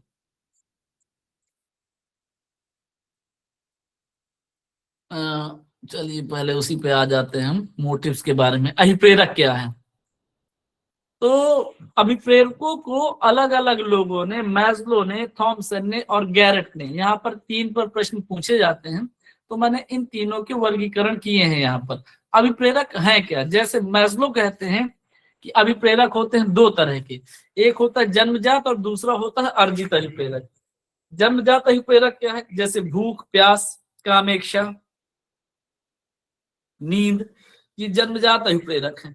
ठीक है, तो अभिप्रेरक जब हमें भोजन की आवश्यकता हुई तो हमें पता चलता है भूख से, और भूख हमको भोजन की आवश्यकता को पूरा करने की दिशा में प्रयास करने के लिए प्रेरित करती है। तो अभिप्रेरक वह तत्व है जो हमें किसी कार्य को करने के लिए प्रेरित करता है। तो मैस्लो के अनुसार अभिप्रेरक यानी मोटिव्स 2 तरह के होते हैं, जन्मजात और अर्जित। जन्मजात अभिप्रेरकों का उदाहरण है जैसे भूख, प्यास और कामेक्षा। अर्जित अभिप्रेरक रुचि, पुरस्कार, सम्मान, शक्ति, प्यार, ये सब क्या है? ये अर्जित अभिप्रेरक है जो हम समाज से पाना चाहते हैं, तो इनके लिए भी हम काम करते हैं। इसी तरह से थॉमसन अभिप्रेरकों को वर्गीकृत करते हैं टीटी में और सीटीटी में, दोनों में प्रश्न इस प्रकार के आए हैं, अलग अलग लोगों के अनुसार अभिप्रेरकों के वर्गीकरण पर आधारित। थॉमसन वर्गीकृत करते हैं अभिप्रेरकों को 2 श्रेणियों में, स्वाभाविक अभिप्रेरक और कृत्रिम अभिप्रेरक। स्वाभाविक अभिप्रेरक होता है जो नेचुरल है, जो बाहरी फोर्स से प्रभावित नहीं होता, और कृत्रिम अभिप्रेरक बाहरी फोर्स से प्रभावित होता है। जैसे थॉमसन कहेंगे कि भूख, प्यास, खेल, अनुकरण, प्यार, ये सब स्वाभाविक उद्दीपक, स्वाभाविक अभिप्रेरक हैं। पुरस्कार, दंड, प्रशंसा, ये कृत्रिम अभिप्रेरक है। फिर गैरेट ने 3 श्रेणियों में अभिप्रेरकों को वर्गीकृत किया है। गैरेट के अनुसार अभिप्रेरकों का वर्गीकरण है जैविक अभिप्रेरक, मनोवैज्ञानिक अभिप्रेरक और सामाजिक अभिप्रेरक। जैविक अभिप्रेरकों में क्या हो गया? भूख, प्यास, कामेक्षा, जो जीवन से के लिए जरूरी है, वो जैविक अभिप्रेरक है। मनोवैज्ञानिक अभिप्रेरक रुचि हो गया, जिज्ञासा हो गई, मनोवैज्ञानिक अभिप्रेरक है। और प्रेम, संबंध, सम्मान, ये सब हो गए सामाजिक अभिप्रेरक। तो कुल मिलाकर के मोटिव्स या अभिप्रेरक वह कारक है जो हमारे किसी व्यवहार को प्रेरित करते हैं। अब अंतर्नोद क्या है? अंतर्नोद शरीर के अंदर उत्पन्न होने वाली हलचलें हैं, जैसे भूख, प्यास और भूख, वो अंतर्नोद भी है। मैस्लो ने उसको अभिप्रेरक भी माना है, बिल्कुल ठीक है। तो अंतर्नोद शब्द की बात की है क्लार्क लियोनार्ड हल ने, सीएल हल ने। तो अंतर्नोद भी एक प्रकार के अभिप्रेरक ही हैं। तो ये अभिप्रेरकों का वर्गीकरण है मैस्लो, थॉमसन और गैरेट। गैरेट पर आधारित प्रश्न ज्यादा पूछे गए हैं, तो गैरेट ने 3 श्रेणियों में बांटा है, जैविक अभिप्रेरक, मनोवैज्ञानिक अभिप्रेरक और सामाजिक अभिप्रेरक। उत्साह बिल्कुल एक अभिप्रेरक है, और अगर हम उत्साह को कहेंगे मैस्लो के शब्दों में तो ये अर्जित अभिप्रेरक है, थॉमसन के शब्दों में कहेंगे तो स्वाभाविक अभिप्रेरक है, गैरेट के शब्दों में कहेंगे तो सामाजिक अभिप्रेरक है, ये मनोवैज्ञानिक अभिप्रेरक है गैरेट के अनुसार।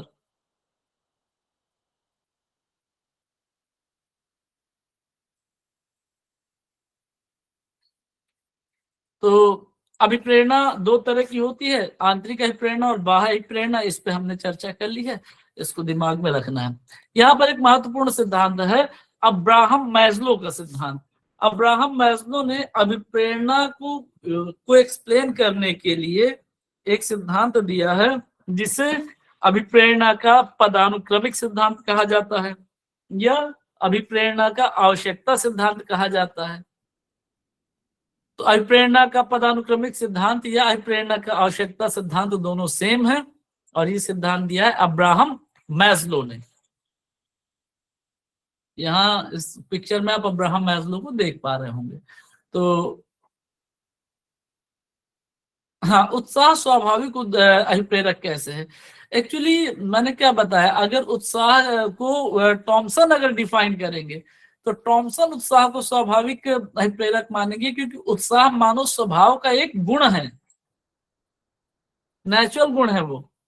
अब्राहम मैस्लो ने कहा कि मनुष्य अपनी आवश्यकताओं को निचले क्रम से ऊपर बढ़ते हुए क्रम में पूरा करने का प्रयास करता है और पूरा करने के लिए अभिप्रेरित होता है। तो वो कहते हैं कि मनुष्य की आवश्यकताएं 5 तरह की होती हैं। अभिप्रेरक का मतलब हुआ अभिप्रेरणा को पैदा करने वाला, मोटिवेटर।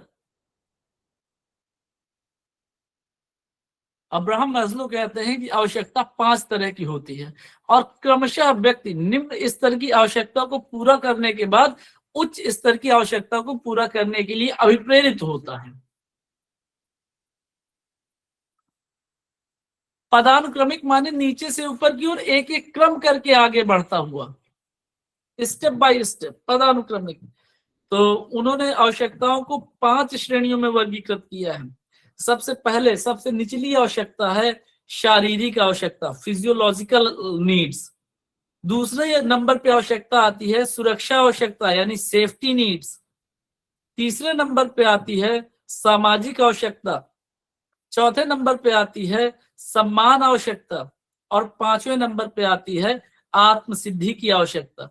ये क्रमशः नीचे से ऊपर की ओर सीढ़ी के क्रम में है, आप पिक्चर में देख सकते हैं। सबसे नीचे है फिजियोलॉजिकल, दूसरे नंबर पे है सेफ्टी, तीसरे नंबर पे लव एंड बिलोंगिंग यानी सामाजिक, चौथे नंबर पे एस्टीम यानी प्रतिष्ठा और 5वें नंबर पे सेल्फ एक्चुअलाइजेशन यानी आत्मसिद्धि। अब इसको आप कैसे समझेंगे, थोड़ा ये समझिए कि अगर आप व्यक्ति के बिहेवियर को देखिए तो किसी भी व्यक्ति का, किसी भी जीवित प्राणी का मूल व्यवहार क्या है, वो अपनी शारीरिक आवश्यकता को पूरा करेगा। सबसे पहले वो अपने भोजन का इंतजाम करेगा, अपने लिए वस्त्रों का इंतजाम करेगा। अब जरा सोचिए कि जो व्यक्ति भोजन का इंतजाम नहीं कर पा रहा, जो व्यक्ति वस्त्रों का इंतजाम नहीं कर पा रहा, जो रहने के लिए एक आसरा भी नहीं ढूंढ पा रहा, तो रहने के लिए आसरा तो दूसरी आवश्यकता पे, सुरक्षा आवश्यकता पे आ गई। माने भोजन सबसे मूलभूत शारीरिक आवश्यकता है। तो पहले अपने आदमी भोजन का इंतजाम करेगा या कपड़ों और आवास का इंतजाम करेगा? अगर व्यक्ति के पास कुछ ना हो तो सबसे पहले वो सोचेगा कम से कम मुझे जिंदा रहने के लिए भोजन मिल जाए। कपड़े फटे पुराने भी होंगे तो मैं काम चला लूंगा, घर ना होगा तो भी मैं अपना कहीं रह लूंगा, किसी जगह पड़ा रहूंगा, लेकिन भोजन तो चाहिए ना, नींद तो चाहिए ना। अगर भोजन और नींद की आवश्यकता नहीं पूरी हो पा रही तो हम दूसरी आवश्यकता के बारे में सोच भी नहीं सकते, उसको पूरा करने के लिए मोटिवेट नहीं हो सकते। सड़क पर रहने वाला कोई बड़ा निर्धन पागलों की तरह फिरने वाले किसी व्यक्ति के बारे में सोचिए जो बिना कपड़ों के घूमता रह सकता है। उसको ना तो दोस्तों की चाह है, ना रहने के लिए घर की चाह है, न उसे प्रेम की चाह है, लेकिन उसके अंदर बस एक चीज की चाह है कि उसको भोजन मिल जाए। तो जब व्यक्ति अपनी शारीरिक आवश्यकता को पूरा कर लेता है तभी व्यक्ति दूसरे चरण की आवश्यकता के बारे में सोचता है। फिर उदाहरण के तौर पे अगर हम बात करें, मैं अपने भोजन की आवश्यकता पूरी कर पा रहा हूँ, मुझे खाना मिल रहा है, सोने की व्यवस्था कहीं पर भी हो जा रही है, तो फिर मैं क्या सोचूंगा, यार कहीं पहनने के लिए मुझे छोटे मोटे कपड़े मिल जाते, है ना, मुझे कपड़े मिल जाते। फिर मैं उसके बारे में सोचूंगा कि मेरा तन ढकने के लिए कपड़े मिल जाएं, फटे पुराने मिल जाएं। अब सपोज करो वो भी मिल गया, मुझे कपड़े भी मिल गए, तो फिर मैं सोचूंगा कि चलो ठीक है यार, अगर कुछ अच्छे नए कपड़े मिल जाते, रहने के लिए घर मिल जाता, झोपड़ी ही सही, तो रहने के लिए घर, झोपड़ी, कपड़े, ये सब क्या हो गए, ये हमारी सुरक्षा आवश्यकता की ओर इशारा करते हैं। ठीक है, हम इसको भी पूरा कर लेंगे जब। माइक बंद कर लीजिए।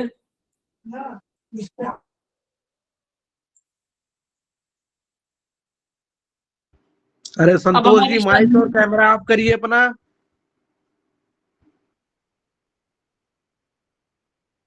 अब हमारी शारीरिक आवश्यकता जब पूरी हो गई, सुरक्षा आवश्यकता पूरी हो गई, अगर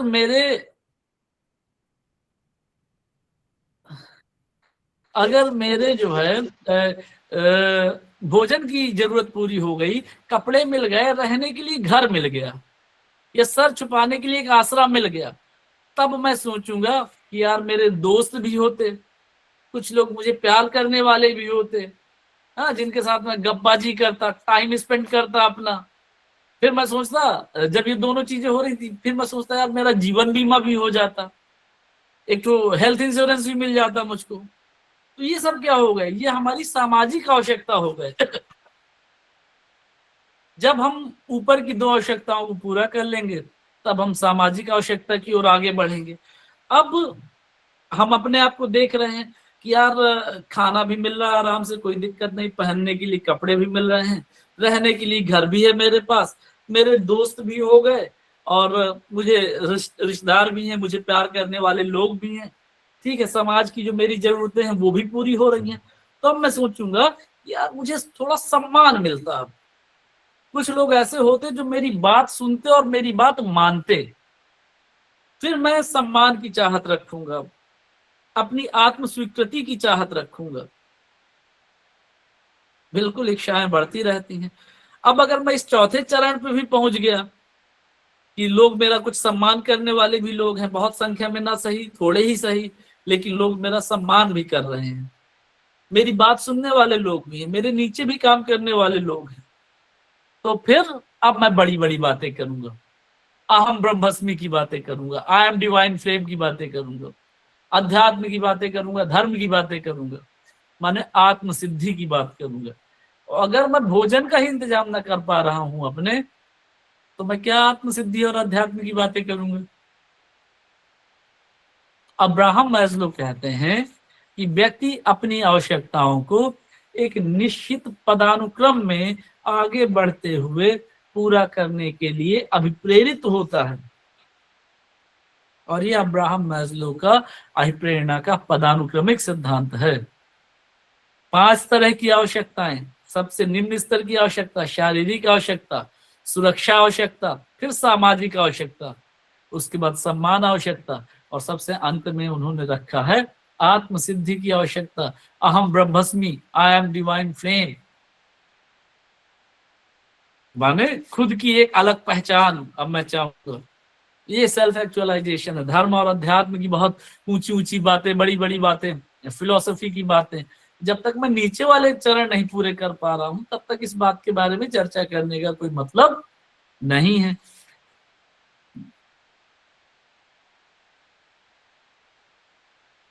ये मैस्लो का सिद्धांत है।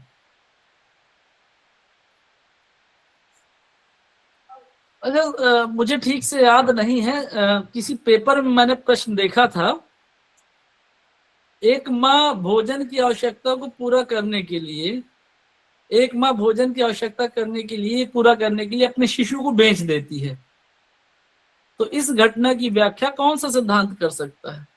तो इस घटना की व्याख्या अब्राहम मैस्लो का अभिप्रेरणा का पदानुक्रमिक सिद्धांत करता है कि अगर भोजन की आवश्यकता ही नहीं पूरी हो रही तो संबंध और प्रेम की कोई बात ही नहीं होती है। अच्छा, यहाँ पर अभिप्रेरणा के संदर्भ में हर्ट्जबर्ग का एक सिद्धांत है। हर्ट्जबर्ग का सिद्धांत अभिप्रेरणा का 2 फैक्टर थियरी कहलाता है या द्विघटकीय सिद्धांत कहलाता है।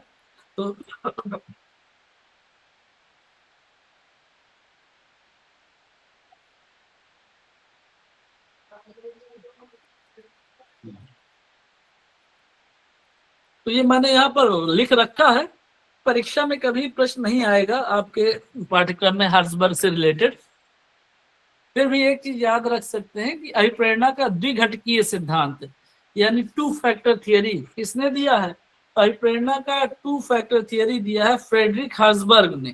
ठीक है, हर्ट्जबर्ग कहते हैं कि 2 तरह के फैक्टर होते हैं अभिप्रेरणा को प्रभावित करने वाले। सबसे पहला होता है मोटिवेटर्स और दूसरा माने संतुष्टि देने वाले मोटिवेटर्स, और दूसरा स्वच्छता कारक यानी हाइजीन फैक्टर्स।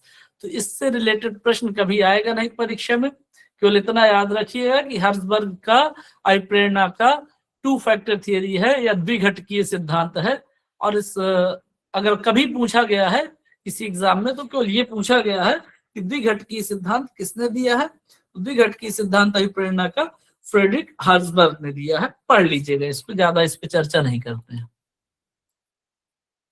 ये हर्ट्जबर्ग के दोनों फैक्टर्स की यहाँ पर एक कंपैरिजन है कि पहला है अभिप्रेरक घटक, दूसरा हाइजीन यानी स्वच्छता घटक। तो उनको देख लीजिएगा, इससे रिलेटेड ज्यादा डिस्कशन नहीं करेंगे। ये मैंने पहले बता दिया। अभिप्रेरणा चक्र क्या है? अभिप्रेरणा आवश्यकता के फलस्वरूप जन्म लेती है, आवश्यकता के फलस्वरूप अंतर्मोद यानी ड्राइव्स जन्म लेते हैं, और ड्राइव्स को पूरा करने के लिए हमारे अंदर उत्तेजना जन्म लेती है, और फिर हम गोल ओरिएंटेड यानी लक्ष्य केंद्रित व्यवहार प्रदर्शित करते हैं और अपने लक्ष्य को प्राप्त कर लेते हैं। तो यह प्रेरणा का मोटिवेशन साइकिल है, देख लीजिएगा।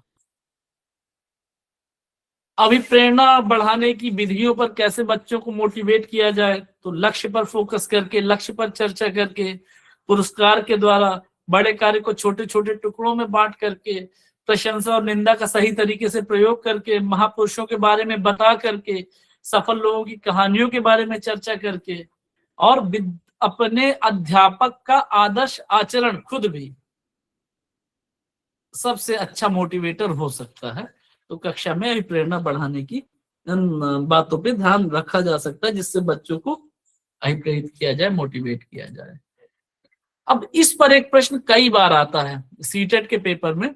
एक दिन मैंने डिस्कशन किया था गोल ओरिएंटेशन, परफॉर्मेंस ओरिएंटेशन, इस सब पर सीटेट के एक पेपर को सॉल्व करा, तो इस प्रकार का एक प्रश्न मिला था। तो अधिगम अभिमुखीकरण, लर्निंग ओरिएंटेशंस, अभिप्रेरणा के आधार पर विद्यार्थियों के अधिगम अभिमुखीकरण को निर्धारित किया जा सकता है, यानी विद्यार्थियों के मोटिवेशन के आधार पर उनके लर्निंग ओरिएंटेशंस को पहचाना जाता है। अब विद्यार्थियों की लर्निंग ओरिएंटेशंस कौन कौन से होते हैं? 4 तरह के विद्यार्थी होते हैं, है ना। 4 तरह के विद्यार्थी होते हैं। वो 4 तरह के विद्यार्थी कौन कौन होते हैं? सबसे पहले विद्यार्थी ऐसे होते हैं जो परफॉर्मेंस गोल ओरिएंटेशन वाले, यानी निष्पादन उपागम अभिविन्यास वाले।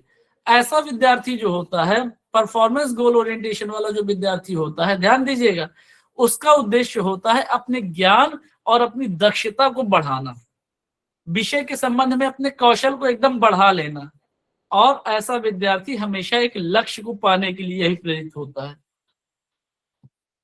तो जो विद्यार्थी अपने ज्ञान और कौशल में वृद्धि करना चाहे, परफेक्शन प्राप्त करना चाहे, एक लक्ष्य केंद्रित हो एकदम, ऐसा विद्यार्थी हम कहेंगे कि वो परफॉर्मेंस गोल ओरिएंटेशन को प्रदर्शित कर रहा है, यानी निष्पादन उपागम अभिविन्यास को प्रदर्शित कर रहा है। कैसा प्रश्न आएगा, अभी इस पे थोड़ा सा चर्चा करेंगे।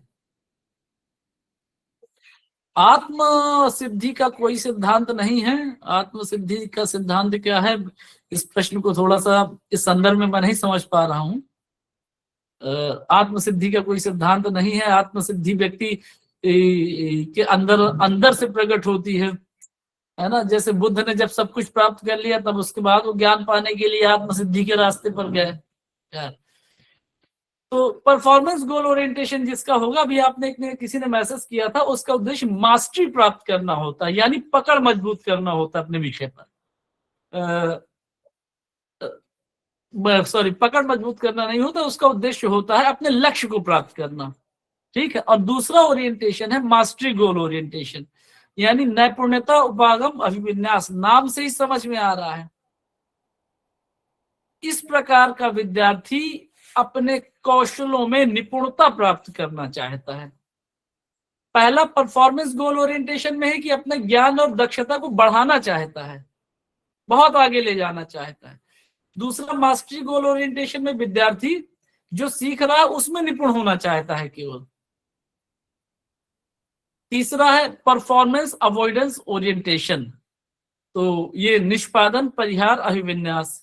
तो ये वो विद्यार्थी होता है जो सीखने के क्रम में असफलता से जिसको डर लगता है और बाहरी अभिप्रेरकों से प्रभावित होता है, जैसे पुरस्कार और दंड से प्रभावित होता है, प्रशंसा से प्रभावित होता है। इस तरह के विद्यार्थी का उद्देश्य केवल परीक्षा में अच्छे अंक लाना होता है, प्रथम और दूसरा स्थान प्राप्त करना होता है, और ऐसा विद्यार्थी चुनौतियों का सामना करने से घबराता है। और चौथे तरह का ही प्रेरक विद्यार्थी होता है जिसके अंदर कोई अभिप्रेरणा हो ही नहीं, वो कार्य से बचना चाहता है। वो ना तो अपने लक्ष्य के प्रति सजग होता है, ना ही कार्य पूरा करने के लिए कोई प्रयास करना चाहता है, और अपने लक्ष्य को प्राप्त करने के लिए भी कोई प्रयास नहीं करना चाहता। तो सबसे अच्छा विद्यार्थी कौन माना जाएगा? सबसे अच्छा विद्यार्थी माना जाएगा परफॉर्मेंस गोल ओरिएंटेशन, जिसमें सीखने की लगातार इच्छा हो, जो बाहरी कारकों से प्रभावित ना होता हो, जिसके अंदर से ही सीखने की प्रेरणा निकलती हो। और नैपुण्यता उपागम अभिविन्यास प्रदर्शित करने वाला विद्यार्थी भी अच्छा मोटिवेटेड विद्यार्थी माना जाएगा। लेकिन सिर्फ परीक्षाओं में अच्छे अंक प्राप्त करने के लिए मेहनत करने वाला विद्यार्थी वो आंतरिक रूप से अभिप्रेरित नहीं है, वो बाह्य अभिप्रेरित है। जैसे सीटेट में हमारा 90 अंक लाना उद्देश्य है, बिल्कुल यहाँ पर मैं इसको ही बताता हूँ, दूसरा क्यों नहीं। जैसे सपोज करिए सीटेट पे हमारा 90 अंक लाना उद्देश्य है केवल, है ना, तो ये हमारा क्या है, ये हम अभी इस पे काम कर रहे हैं, परफॉर्मेंस अवॉइडेंस ओरिएंटेशन पे काम कर रहे हैं। आपके लिए सही है, फिलहाल आपके लक्ष्य को देखते हुए ये कर लेना सही है, क्योंकि परफॉर्मेंस ओरिएंटेशन या मास्टरी ओरिएंटेशन के लिए आपके पास समय मिलेगा आगे। आपको अगर आप चाहें तो सीटीईटी में पढ़े गए विषयों पर आप मास्टरी भी अर्जित कर सकते हैं और बढ़िया आगे उसके ज्ञान को और समृद्ध भी कर सकते हैं। तो जब आप अभी कोशिश 90 अंक लाने के लिए कर रहे हो तो हम कह सकते हैं कि आप परफॉर्मेंस अवॉइडेंस ओरिएंटेशन को शो कर रहे हो, ठीक है। अच्छा, पहला ज्यादा बेटर है कि दूसरा ज्यादा बेटर है? पहले वाला विद्यार्थी ज्यादा अच्छा मोटिवेटेड माना जाएगा, दूसरा विद्यार्थी ज्यादा अच्छा मोटिवेटेड माना जाएगा? जरा इससे बात करते हैं। पहला विद्यार्थी ज्यादा अच्छा मोटिवेटेड है। कैसे? निपुणता की एक सीमा होती है, ध्यान दीजिएगा, निपुणता की एक सीमा होती है किसी भी अब जैसे सपोज करिए मेरा काम है, एक उदाहरण लेते हैं, मेरा काम है बाल मनोविज्ञान पढ़ाना। अब मुझे बाल मनोविज्ञान पढ़ाने के लिए मुझे इसमें चाहिए निपुणता, ठीक है। तो जितना मैं अभी जानता हूं निपुणता मैं उतने में प्राप्त करूंगा ना जितने में मेरा काम चल जाए। अगर मेरा बाल मनोविज्ञान पढ़ाने में निपुणता प्राप्त करना मेरा लक्ष्य हो, मनोविज्ञान पढ़ाने में निपुणता प्राप्त करना मेरा लक्ष्य हो, तो मुझे ये पता है कि मुझे विद्यार्थियों को क्या पढ़ाना है, किन बातों पे डिस्कशन करना है, वो बातें मैं जान लूंगा, उसमें मैं निपुण हो गया तो आगे मैं मनोविज्ञान के ज्ञान को बढ़ाने की दिशा में काम नहीं करूंगा। लेकिन अगर मेरी रुचि होगी मनोविज्ञान में तो मैं निपुणता भी प्राप्त करूंगा और अपने ज्ञान को लगातार समृद्ध भी करता रहूंगा। तो पहला विद्यार्थी ज्यादा बेटर माना जाएगा। परफॉर्मेंस गोल ओरिएंटेशन अच्छा ओरिएंटेशन है सीखने के क्रम में। इस पर प्रश्न आते हैं और भी कुछ प्रश्नों पे चर्चा करेंगे।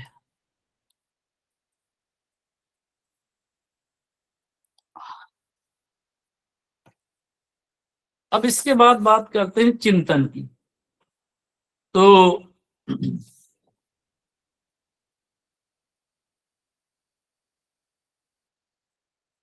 अभी मेरे पास मैसेज आ रहा था कि मैं क्रिटिकल थिंकिंग के बारे में बात करूं और चिंतन के अलग अलग प्रकारों के बारे में बात करूं। तो अब जो हमारा ये टॉपिक है चिंतन, इस पे हम इन सब के बारे में डिस्कशन करेंगे। तो चिंतन के बारे में हम डिस्कशन करना शुरू करेंगे कल से। थोड़ा समय हो गया है तो मैं सोच रहा हूँ कुछ प्रश्नों पे चर्चा कर लूं जो सीटेट के सीडीपी वाले पार्ट से रिलेटेड है। कल हम इसको कंप्लीट करके, चिंतन को कंप्लीट करके प्रॉब्लम सॉल्विंग की ओर आगे बढ़ेंगे। तो आप लोगों को मैंने ये इस पीपीटी का जो आप यहाँ पर देख रहे हो इसका पीडीएफ मैंने शेयर कर दिया है और साथ ही साथ इस चैप्टर की वर्ड फाइल भी मैं वो पीडीएफ भी शेयर कर दूंगा। जो पीपीटी देख करके ना पढ़ना चाहे तो आप सीधे उस पीडीएफ देख करके भी, उस पीडीएफ को देख करके भी पढ़ सकते हैं। अभी मैं शेयर कर दूंगा। तो आप लोग इस चैप्टर में जो जो चीजें हैं उन चीजों को देख लीजिएगा। सीटेट पे आए हुए सभी प्रश्नों को, इस चैप्टर से रिलेटेड जो भी प्रश्न आया है उसको मैंने इस चैप्टर में सम्मिलित किया है अलग से। तो आज इसको आप लोग घर पर देखिएगा, थोड़ा सा रात में समझिएगा, कल समझिएगा और कल इस चैप्टर को हम आगे कंटिन्यू करेंगे। कल हम डिस्कशन करेंगे चिंतन के बारे में। इस चैप्टर के कंप्लीट हो जाने के बाद हम लोग पढ़ेंगे सृजनात्मकता के बारे में, क्रिएटिविटी के बारे में, और क्रिएटिविटी के पूरा हो जाने के बाद हम पढ़ना शुरू करेंगे समावेशी शिक्षा के बारे में और साथ ही साथ जेंडर डिस्क्रिमिनेशन के बारे में, लैंगिक भेदभाव के बारे में। इन पर जो सामान्य प्रश्न आते हैं उन पर भी हम चर्चा करेंगे। समाजीकरण की प्रक्रिया के बारे में भी इसके तुरंत बाद डिस्कशन करेंगे। तो आज इसको यहीं समाप्त करते हैं। मैं आगे अभी आप लोगों के साथ एक प्रश्नों की एक श्रृंखला यहाँ साझा करूंगा, उनके प्रश्नों के उत्तर देने का प्रयास करिएगा।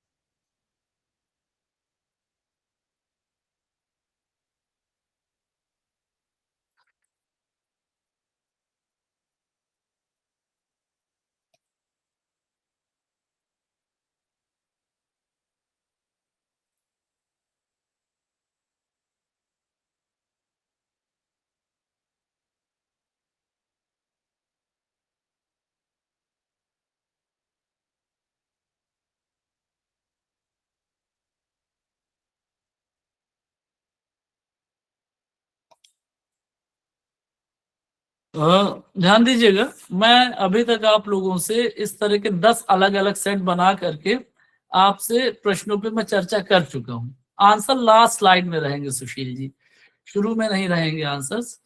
तो 10 सेट्स पे मैं चर्चा कर चुका हूँ, तो मुझे याद नहीं कि मैंने कितने आपके साथ शेयर किए या नहीं शेयर किए। मैं एक बार इनको क्रमबद्ध तरीके से सारे सेट आपके सामने शेयर कर दूंगा ताकि आप उनको एक बार देख सकें, ठीक है। तो ये जो मैंने सेट्स बना रखे हैं उसमें से 11वां सेट है जिस पे आज हम चर्चा करेंगे। थोड़ा सा कुछ इजी क्वेश्चंस होंगे, कुछ डिफिकल्ट क्वेश्चंस होंगे, ध्यान से समझ करके उत्तर देने का प्रयास करिएगा।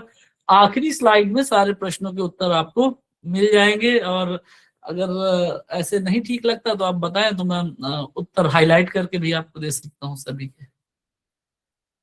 कुछ कथनों पर आधारित हैं, और जैसे पहला कथन है, विकास एक सतत प्रक्रिया है जो जन्म से लेकर मृत्यु तक चलती रहती है, और इसका कारण दिया है कि विकास केवल शारीरिक परिपक्वता पर निर्भर करता है और इसमें वातावरण की कोई भूमिका नहीं होती। अब बताइए,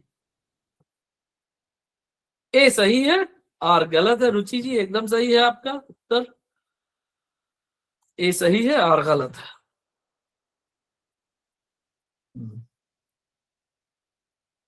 चलिए दूसरा प्रश्न देखिए। एक शिक्षिका गणित की पहेली हल करने में असमर्थ एक छात्र को आधे हल किए गए उदाहरण प्रदान करती है, तो वाइगोत्स्की के अनुसार ये क्या है? अनुकूलन है, मचान है, आंतरीकरण है, ये वस्तु स्थायित्व है। बी सही उत्तर है इसका, मचान, इसका फोल्डिंग है ये। जीन पियाजे के अनुसार संज्ञानात्मक विकास के किस चरण में बच्चा संरक्षण की अवधारणा विकसित कर लेता है? संज्ञानात्मक विकास के किस चरण में बच्चा संरक्षण की आवश्यक अवधारणा विकसित कर लेता है? ज्यादातर सी उत्तर दे रहे हैं, कुछ लोग बी भी दे रहे हैं। सी सही है उत्तर। मूर्त संक्रियात्मक अवस्था में कंजर्वेशन की अवधारणा आती है, संरक्षण की अवधारणा। सी सही है। परावर्तन या परासंज्ञान, मेटाकॉग्निशन, पिछले कई बार मैंने इस पर चर्चा की है। मेटाकॉग्निशन यानी परासंज्ञान का अर्थ है अपनी ही चिंतन प्रक्रिया के बारे में सोचना। शिक्षण में यह क्यों महत्वपूर्ण है? यह रटने की क्षमता बढ़ाता है, छात्रों के स्वनियमन में मदद करता है, केवल परीक्षा के अंकों के लिए जरूरी है, शिक्षक के बोझ को कम करता है। सभी ने बी उत्तर दिया है, एकदम सही है। पीपीटी नहीं शो हो रही क्या? श्योर है हो रही होगी, चेक करिए थोड़ा। चलिए सबके पांचवा सब नहीं प्रश्न सो देखते रही हैं है, जी। थोड़ा सबके तो एक नहीं बार चेक सो रही करिए। है। अच्छा, तो नेटवर्क का कुछ इशू होगा आपकी तरफ से, इसको यहाँ से तो चल रही है। दोबारा मैं एक बार इसको शेयर करता हूँ, शायद शेयर हो जाए।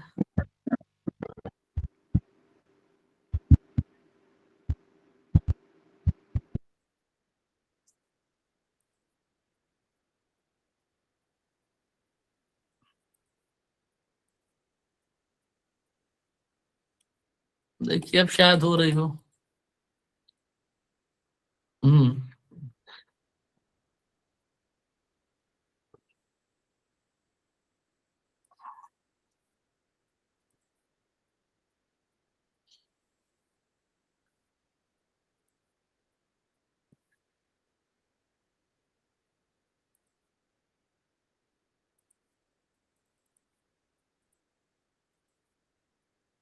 शो हो रही है अब? जी हो रही। नेटवर्क का कुछ इशू समझ में आ रहा है। चलिए मैं अब आप लोगों के उत्तर नहीं देख पा रहा हूँ यहाँ।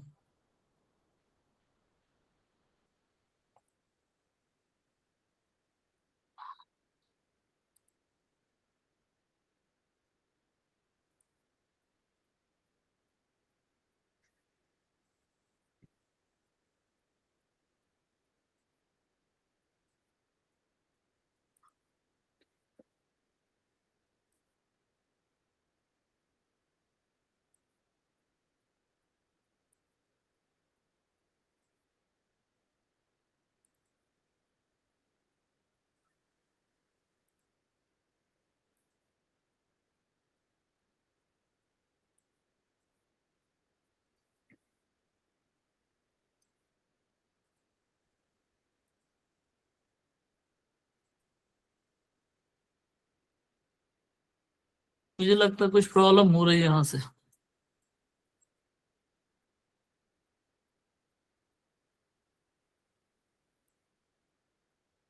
चलिए अगला प्रश्न देखिए, प्रश्न संख्या 5। दो जुड़वा बच्चे जो अलग अलग परिवेश में पले बढ़े हैं उनकी बुद्धि लब्धि में अंतर हो सकता है, और इसका तर्क दिया हुआ पर्यावरण विकास के स्वरूप को निर्धारित करने में कोई भूमिका नहीं निभाता है। बताइए इसका विकल्प ए सही है, ए और आर दोनों सही हैं, ए सही है लेकिन आर गलत है, ए गलत है लेकिन आर सही है, दोनों गलत है। क्या सही उत्तर होगा इसका?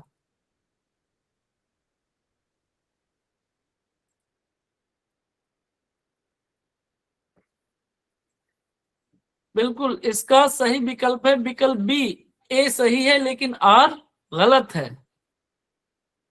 अगला प्रश्न देखिए,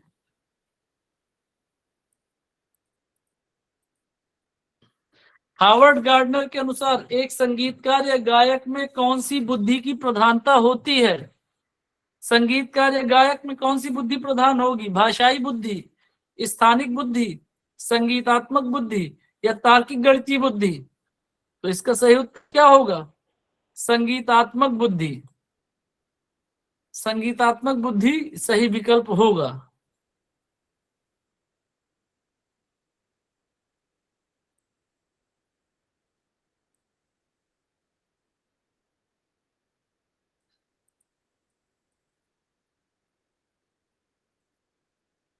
अगला प्रश्न देखिए, राष्ट्रीय शिक्षा नीति के अनुसार कम से कम किस कक्षा तक शिक्षा का माध्यम मातृभाषा होना चाहिए? तो सही विकल्प होगा कि प्राथमिक कक्षा तक, कक्षा 5 तक तो कम से कम शिक्षा का माध्यम मातृभाषा ही होना चाहिए। ठीक है,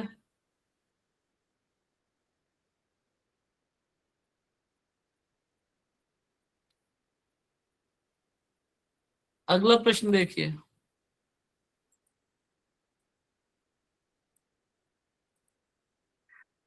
एक छात्र को शब्दों के अक्षरों को पहचानने और उन्हें क्रम से पढ़ने में कठिनाई होती है, उसे कौन सा अधिगम विकार हो सकता है? Dyscalculia, dysgraphia, dyslexia, ADHD. अक्षरों को पहचानने और क्रम से पढ़ने में कठिनाई हो रही है तो अधिगम विकार होगा डिसलेक्सिया। डिसलेक्सिया एक पठन विकार है, विकल्प सी सही होगा।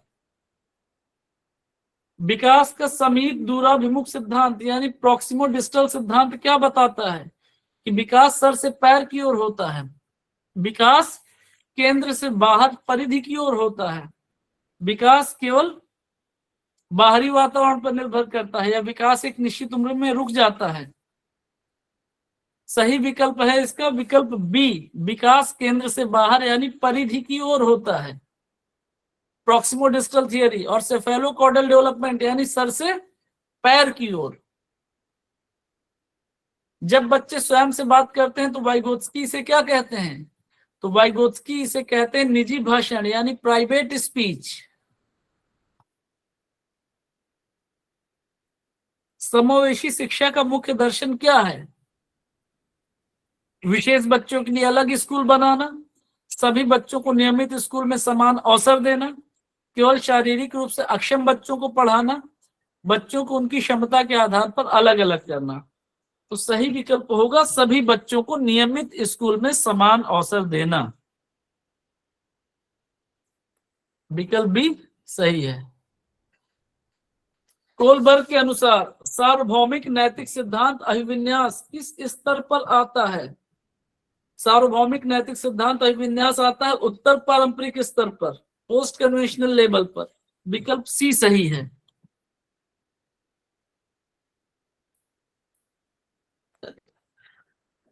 आज थोड़ा सा यहाँ से पीपीटी को शेयर करने में पता नहीं नेटवर्क का कुछ इशू आ रहा है, तो इसको यहीं पर अभी समाप्त करते हैं। मैं प्रॉपरली इसको शेयर नहीं कर पा रहा हूँ, बार बार कोई ग्लिच हो रहा है, तो इसे यहीं पर खत्म करते हैं और कल अगले टॉपिक पे हम चर्चा करेंगे। ये पीपीटी का पीडीएफ मैं अभी आपको शेयर कर दूंगा, आप लोग इसको देख लीजिएगा। रेखा जी 12 में से 12 किए, आपने बहुत अच्छा किया है, और अभी इसको मैं शेयर कर दूंगा।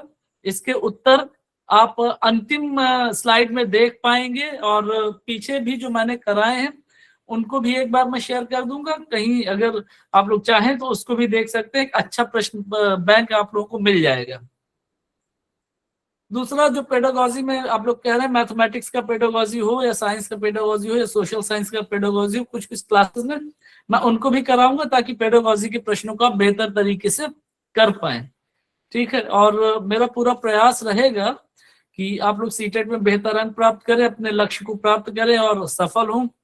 इसके लिए जैसा भी हो सकेगा मैं कोशिश करूंगा। आप लोगों के लिए मैं प्रश्न काफी उपलब्ध कराऊंगा, नोट्स मैं आपको दे रहा हूं। कोशिश करूंगा कि आप लोगों को ज्यादा से ज्यादा चीजें मिले, और समय कम है, आप लोग उसका अधिकतम लाभ उठा पाए। बिल्कुल रमेश जी, मैं 100% वचनबद्ध पेडागोजी कराऊंगा। तो हाँ, मैं PDF सेंड करूंगा। तो आज के लिए इतना ही करते हैं। आप यहाँ कुछ नेटवर्क का मेरी तरफ से शायद कुछ इशू हो रहा है, तो मेरी बात सुन पा रहे हैं आप लोग? Yes sir. चलिए, ओके। और नोट जो भी मैं यहाँ पर आपको दे रहा हूँ वो टोटल CTET के एग्जाम पर ही आधारित है। इसके लिए आप निश्चिंत रहिए, आपको कुछ भी अलग से पढ़ने की आवश्यकता नहीं होगी। आज इस क्लास को यहीं समाप्त करते हैं। आप सबको शुभकामनाएं, धन्यवाद। शुभ रात्रि, शुभ रात्रि, शुभ रात्रि। Good night sir. Good night sir, good night.